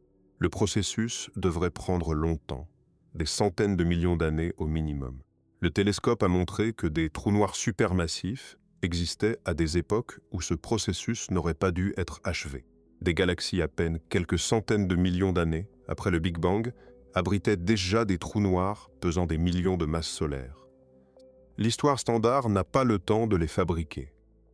La voie d'échappatoire vers laquelle les données du télescope pointent est ancienne. Les trous noirs primordiaux.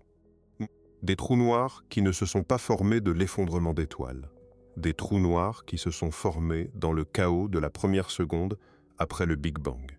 La proposition originale remonte aux années 1960. Les physiciens avaient noté que l'univers primitif n'était pas parfaitement uniforme. De minuscules variations de densité existaient. Si une région se trouvait être suffisamment surdense, elle pouvait s'effondrer directement en un trou noir sans avoir besoin d'étoiles. Les masses des trous noirs primordiaux pouvaient couvrir un éventail énorme. Les plus petits pourraient peser aussi peu qu'un millionième de gramme, s'évaporant rapidement par rayonnement. Les plus grands pourraient persister jusqu'à aujourd'hui, cachés parmi la matière ordinaire. Les plus massifs pourraient peser des milliers, voire des millions de masses solaires, prêts à ensemencer les premières galaxies. Pendant des décennies, les trous noirs primordiaux sont restés une idée marginale. Les preuves directes manquaient. Le tableau standard de l'effondrement stellaire semblait suffisant pour expliquer les trous noirs inconnus. Pourquoi compliquer les choses avec une population hypothétique de l'univers primitif? Le nouveau télescope a changé le calcul. Les trous noirs supermassifs précoces ont besoin d'une explication. Les trous noirs primordiaux sont l'une des plus propres disponibles. Au début des années 1990, deux physiciens théoriciens avaient écrit un article proposant que les trous noirs primordiaux pourraient se former avec une distribution de masse particulière appelée log normal. L'idée était technique, le public restreint, et la prédiction est restée tranquillement dans la littérature pendant 30 ans. La plupart des prédictions théoriques en cosmologie ne sont jamais testées du vivant de leur auteur. Le cosmos, c'est vaste, les époques pertinentes sont éloignées, et la technologie pour faire les observations nécessaires prend souvent des décennies à se développer. Cette prédiction était différente. Elle a été testée par le télescope. La distribution de masse log normale proposée pour les trous noirs primordiaux s'est avérée correspondre aux masses nécessaires pour ensemencer les premiers trous noirs supermassifs. La prédiction faite au début des années 1990 par des physiciens qui ne pouvaient pas savoir ce que le télescope trouverait correspondait aux données produites 30 ans plus tard. Ce type de correspondance est l'étalon or de la cosmologie théorique. Une prédiction spécifique faite avant l'existence des données, qui s'avère s'aligner avec l'observation éventuelle. Cela ne prouve pas que la théorie est correcte, mais cela augmente significativement sa probabilité.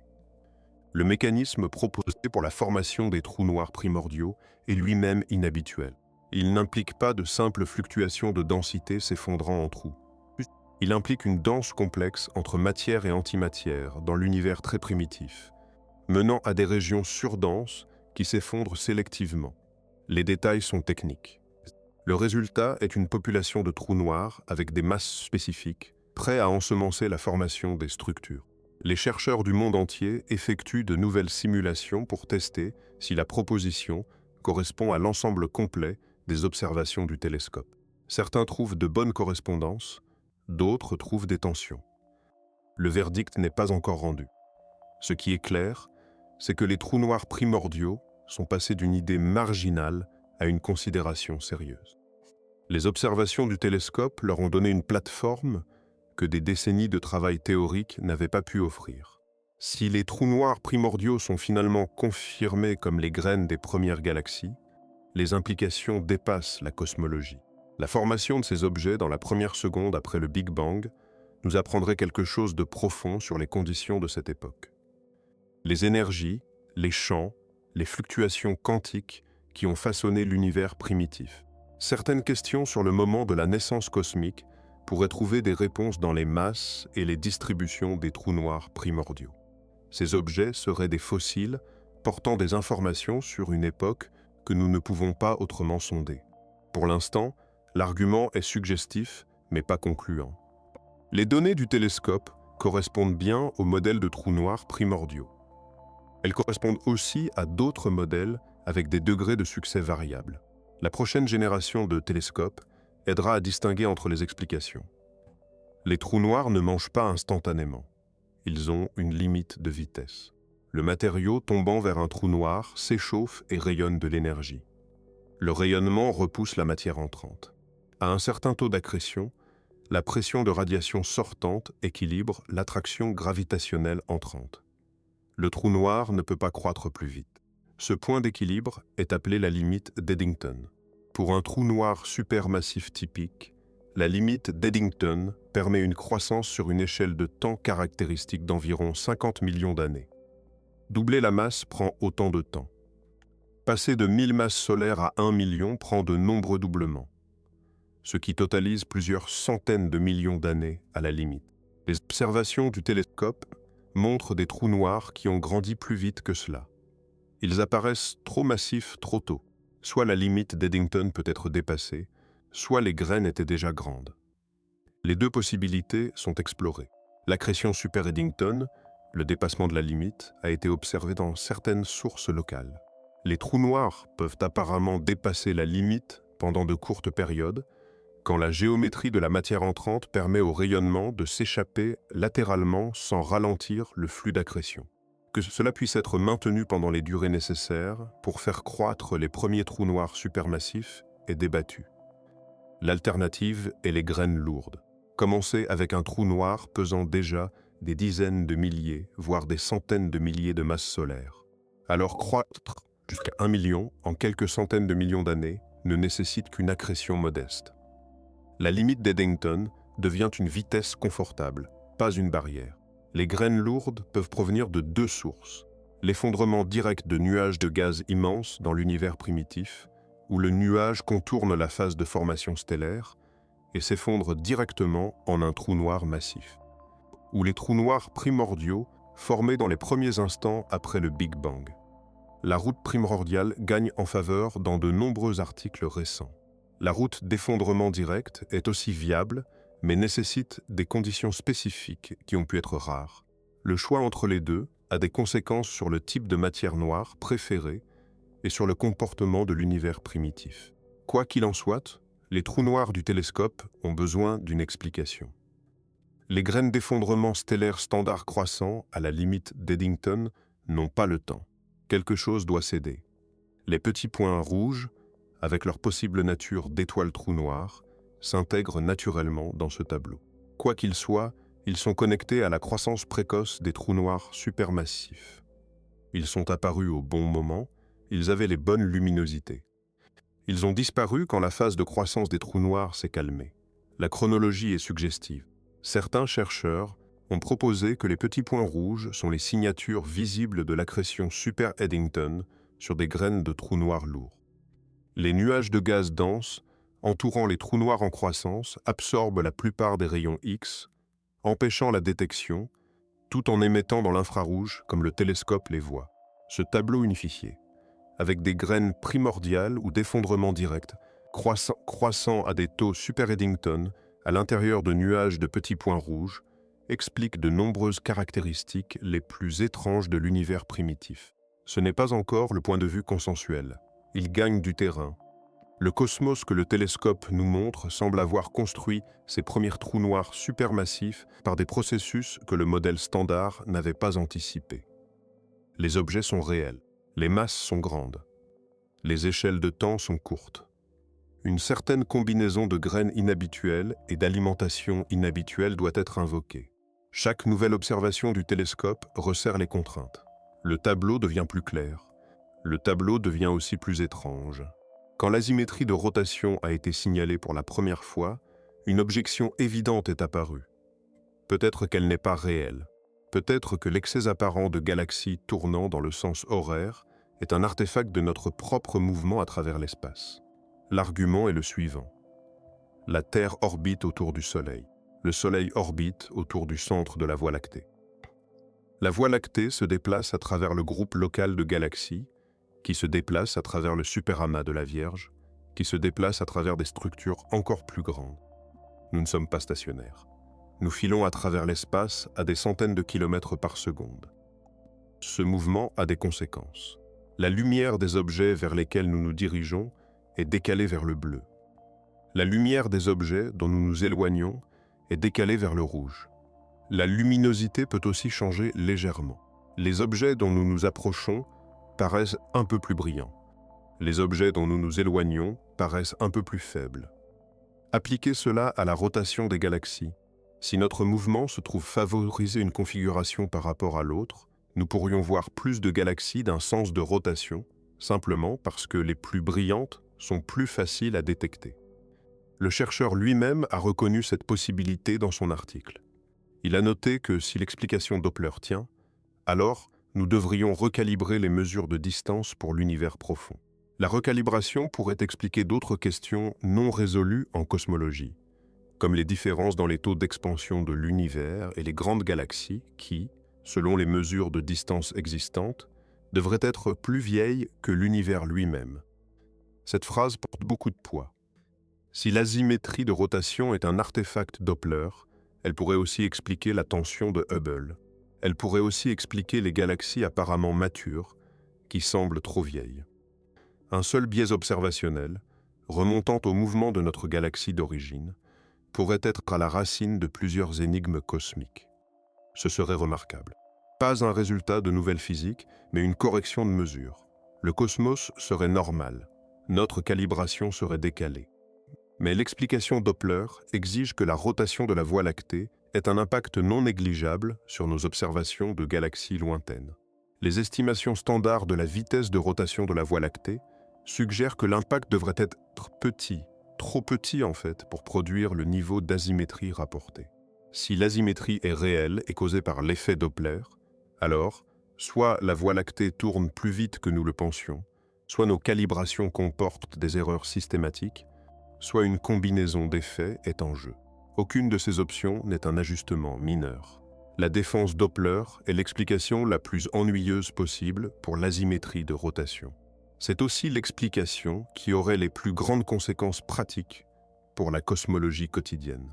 Réécrire les mesures de distance toucherait chaque relevé, chaque estimation de décalage spectral, chaque calcul de masse qui repose sur les échelles de distance cosmique.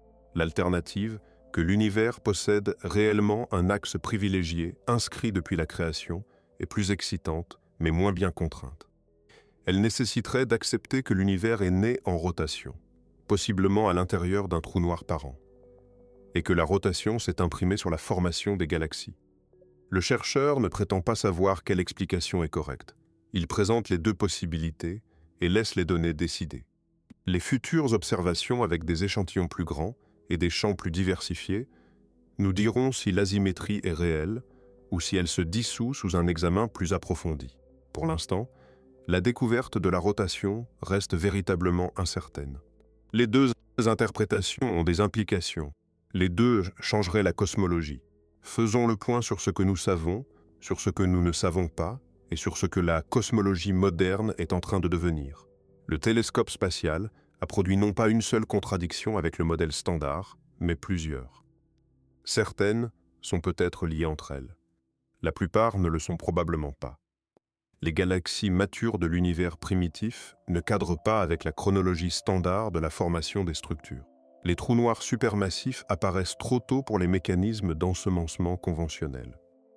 L'asymétrie de rotation suggère un axe cosmique privilégié.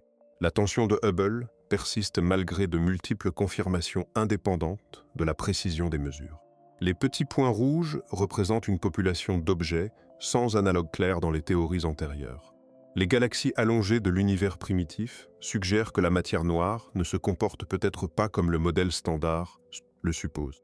Les galaxies qui semblent plus vieilles que l'univers lui-même soulèvent la possibilité que l'âge cosmique soit erroné. Donc, chacune de ces fissures, prises isolément, pourrait être colmatée par des ajouts soigneux au cadre existant. Ensemble, elles suggèrent que le cadre lui-même est peut-être sous tension. Qu'est-ce qui pourrait causer toutes ces fissures simultanément? Plusieurs possibilités existent. Aucune n'est universellement acceptée.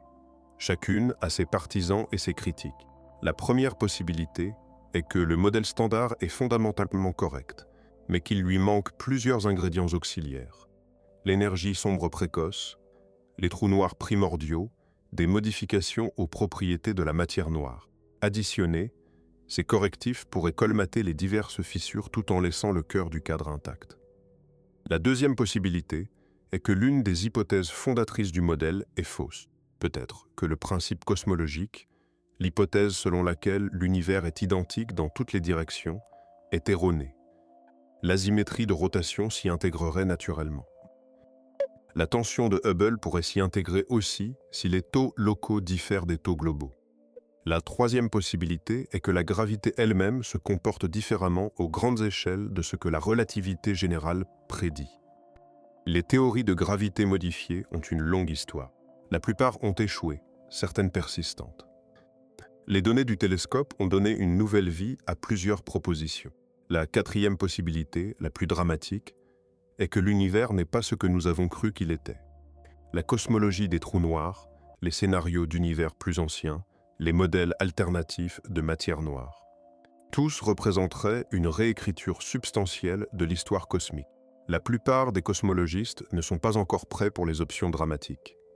Le modèle standard a survécu à une longue série de tests. Le remplacer exige plus que des observations suggestives. Mais les observations suggestives s'accumulent vite. Chaque nouvelle image du télescope, chaque nouveau relevé, chaque nouvelle analyse ajoute un point de données supplémentaire. Les fissures ne se referment pas, elles s'élargissent. Un cosmologiste chevronné, interrogé sur l'état du domaine, a utilisé une expression qui capture bien le moment.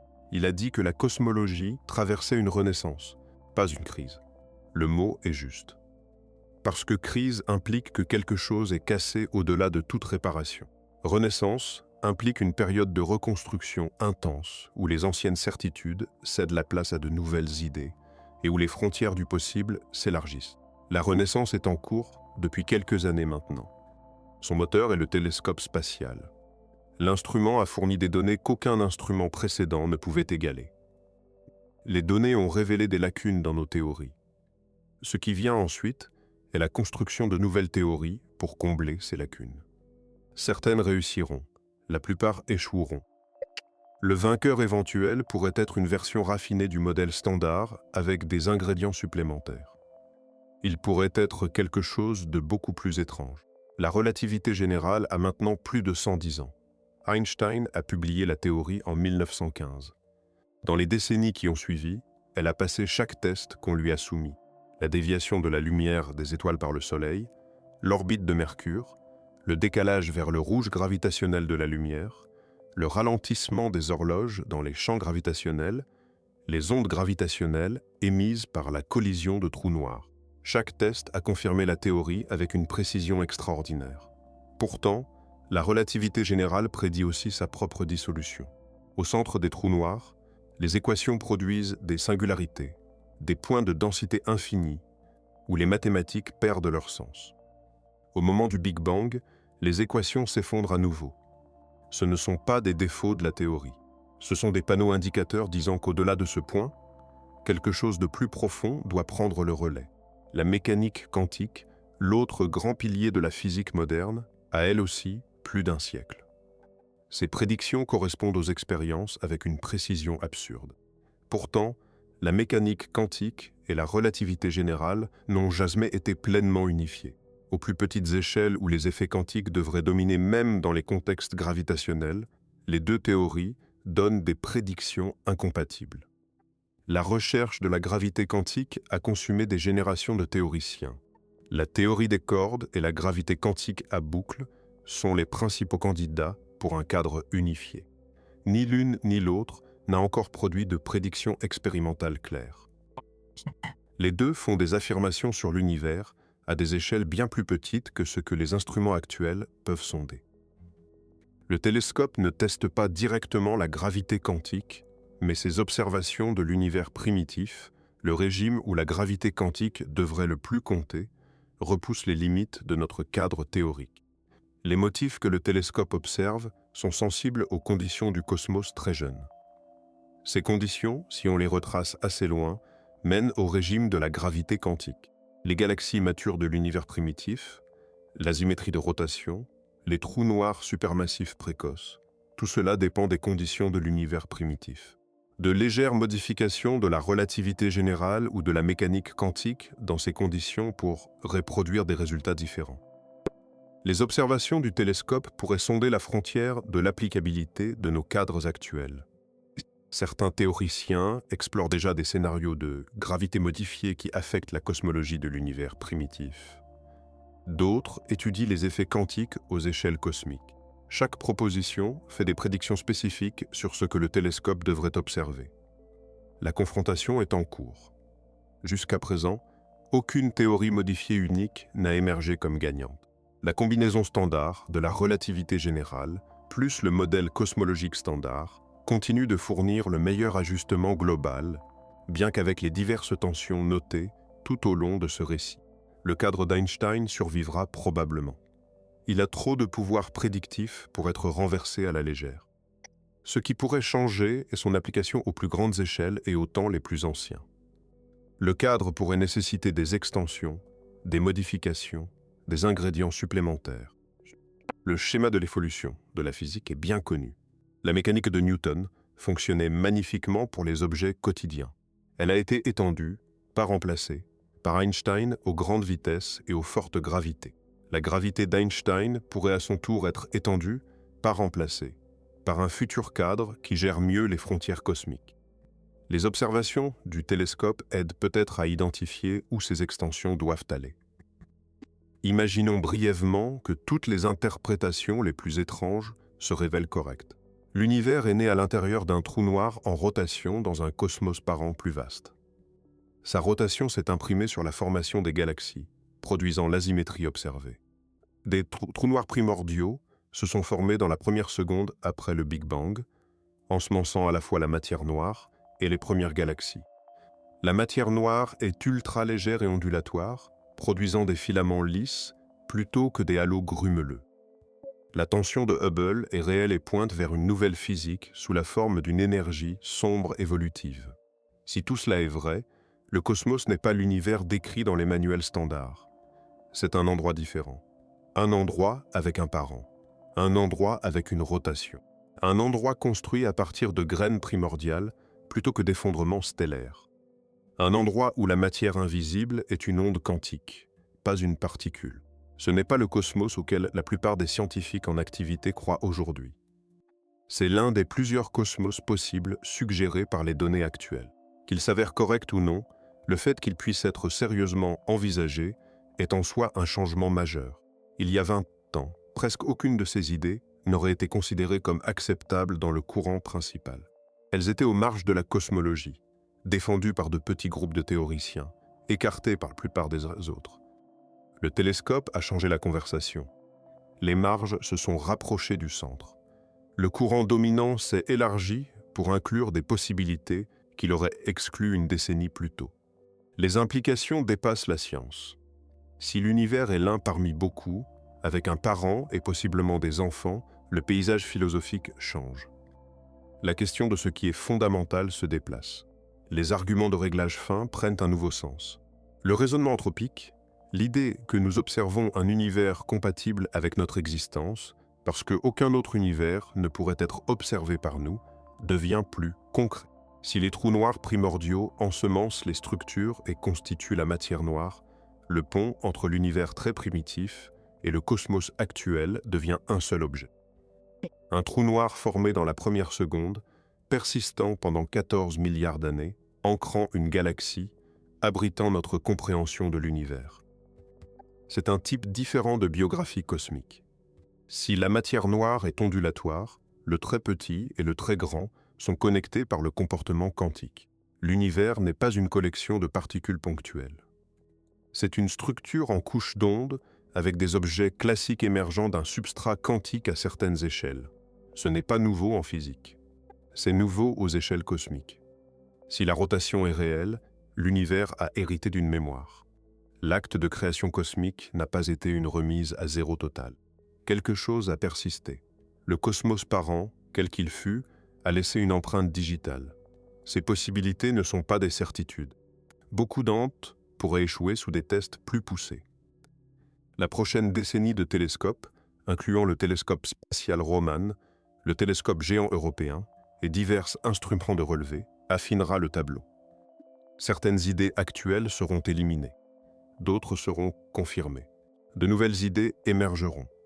Ce qui semble clair, c'est que l'univers est plus compliqué, plus interconnecté et plus étrange que ne le suggérait la cosmologie standard. Le cosmos ne correspond pas à une recette simple. Il correspond à une histoire complexe avec de multiples intrigues, certaines inachevées. Le télescope a été la lentille à travers laquelle cette complexité est devenue nette. L'instrument a rempli sa mission. Il nous a montré des choses que nous ne nous attendions pas à voir. Il a ébranlé des certitudes qui avaient besoin d'être ébranlées. Il a préparé le terrain pour la prochaine génération de découvertes. Quelles que soient les réponses finales, les questions sont maintenant plus riches qu'elles ne l'étaient avant son lancement. Tenez-vous un instant au bord de ce que nous savons maintenant. L'univers a environ 13,8 milliards d'années, selon le décompte standard. Il contient des centaines de milliards de galaxies. Chaque galaxie contient des centaines de milliards d'étoiles. La plupart des galaxies abritent des trous noirs supermassifs en leur centre. L'ensemble de la structure est maintenu par un échafaudage invisible appelé matière noire. L'ensemble de l'expansion est entraîné par une force encore plus mystérieuse appelée énergie sombre. Voilà le tableau officiel. Il a survécu à un siècle de tests. Il montre aussi des fissures. Les fissures ont des noms maintenant. La tension de Hubble, les galaxies matures de l'univers primitif, les petits points rouges, l'asymétrie de rotation, les galaxies allongées de l'univers jeune, les galaxies plus vieilles que l'univers. Chaque fissure possède sa propre littérature. Chacune a ses solutions proposées. Ce qui les unit est une origine commune. Elles ont toutes été ouvertes ou aiguisées par le même télescope. L'instrument a été conçu pour étudier l'univers primitif. Il a fait ce travail de manière superbe. Il a aussi fait autre chose. Il a montré que l'univers primitif n'est pas ce que nous attendions. Les différences ne sont pas petites. Elles ne sont pas dans le bruit des modèles standards. Elles sont réelles, persistantes et croissantes. Le modèle standard survivra-t-il aux données du télescope moyennant des modifications, ou sera-t-il remplacé par quelque chose de radicalement différent? C'est la question centrale de la cosmologie contemporaine. La réponse n'arrivera pas cette année. Elle n'arrivera probablement pas cette décennie. Les données continuent d'affluer. Le travail théorique continue de progresser. Les arguments continuent d'être formulés. Ce qui peut être dit, c'est que le prochain chapitre de notre compréhension cosmique s'écrit en ce moment même. Pas dans les manuels, mais dans les articles de journaux scientifiques, dans les conférences et dans les débats nocturnes entre cosmologistes. La conversation est dense et technique, mais elle avance vite. L'un des cosmologistes chevronnés impliqués dans ces discussions a décrit le moment avec justesse. Il a dit que les données du télescope étaient comme regarder l'univers en haute définition pour la première fois. Le rapport signal sur bruit des mesures s'est amélioré de manière spectaculaire. Ce qui est flou est maintenant net. Ce qui était ambigu est maintenant défini. Cette clarté a eu un coût. La vue plus nette a révélé des incohérences que les vues plus floues avaient dissimulées. Le modèle standard fonctionnait bien quand les données étaient moins précises. Avec la précision du télescope, les coutures ont commencé à se montrer. Certaines de ces coutures pourront être recousues avec des ajouts soigneux à la théorie. D'autres pourraient nécessiter d'arracher des sections plus larges et de reconstruire. Quelles coutures ont besoin de quel traitement est la question en cours de résolution. Pour nous tous, la conclusion est simple. L'univers dans lequel nous vivons est plus intéressant que la version des manuels. Le modèle standard n'est pas faux, mais il est incomplet. La version complète, quand elle émergera finalement, sera plus étrange que ce que nous enseignons actuellement. Les galaxies tournent dans la mauvaise direction. Les masses sont trop grandes. Les taux d'expansion ne correspondent pas. Les petits points rouges clignotent dans le temps cosmique. La matière noire pourrait être une onde. Les trous noirs pourraient être plus vieux que les étoiles. L'univers pourrait être assis à l'intérieur de quelque chose de plus grand. La plupart de ces affirmations auraient sonné comme de la science-fiction il y a 5 ans. Aujourd'hui, ce sont des entrées dans des discussions cosmologiques sérieuses. Le télescope a rendu la transition possible. Ce qui vient ensuite dépend de la prochaine génération de télescopes, de la prochaine décennie d'observation et du prochain cycle de travail théorique. Cela dépend de données qui n'ont pas encore été collectées, d'idées qui n'ont pas encore été formulées, de surprises qui n'ont pas encore été rencontrées. Si les dernières années sont un guide, les surprises continueront de venir. L'univers est plus grand, plus étrange et plus honnête que nous ne le savions. Le télescope nous a montré un cosmos qui ne correspond pas à nos cartes. Les cartes sont en train d'être redessinées. Le cosmos est patient. Il a gardé ses secrets pendant des milliards d'années. Il commence enfin à les partager.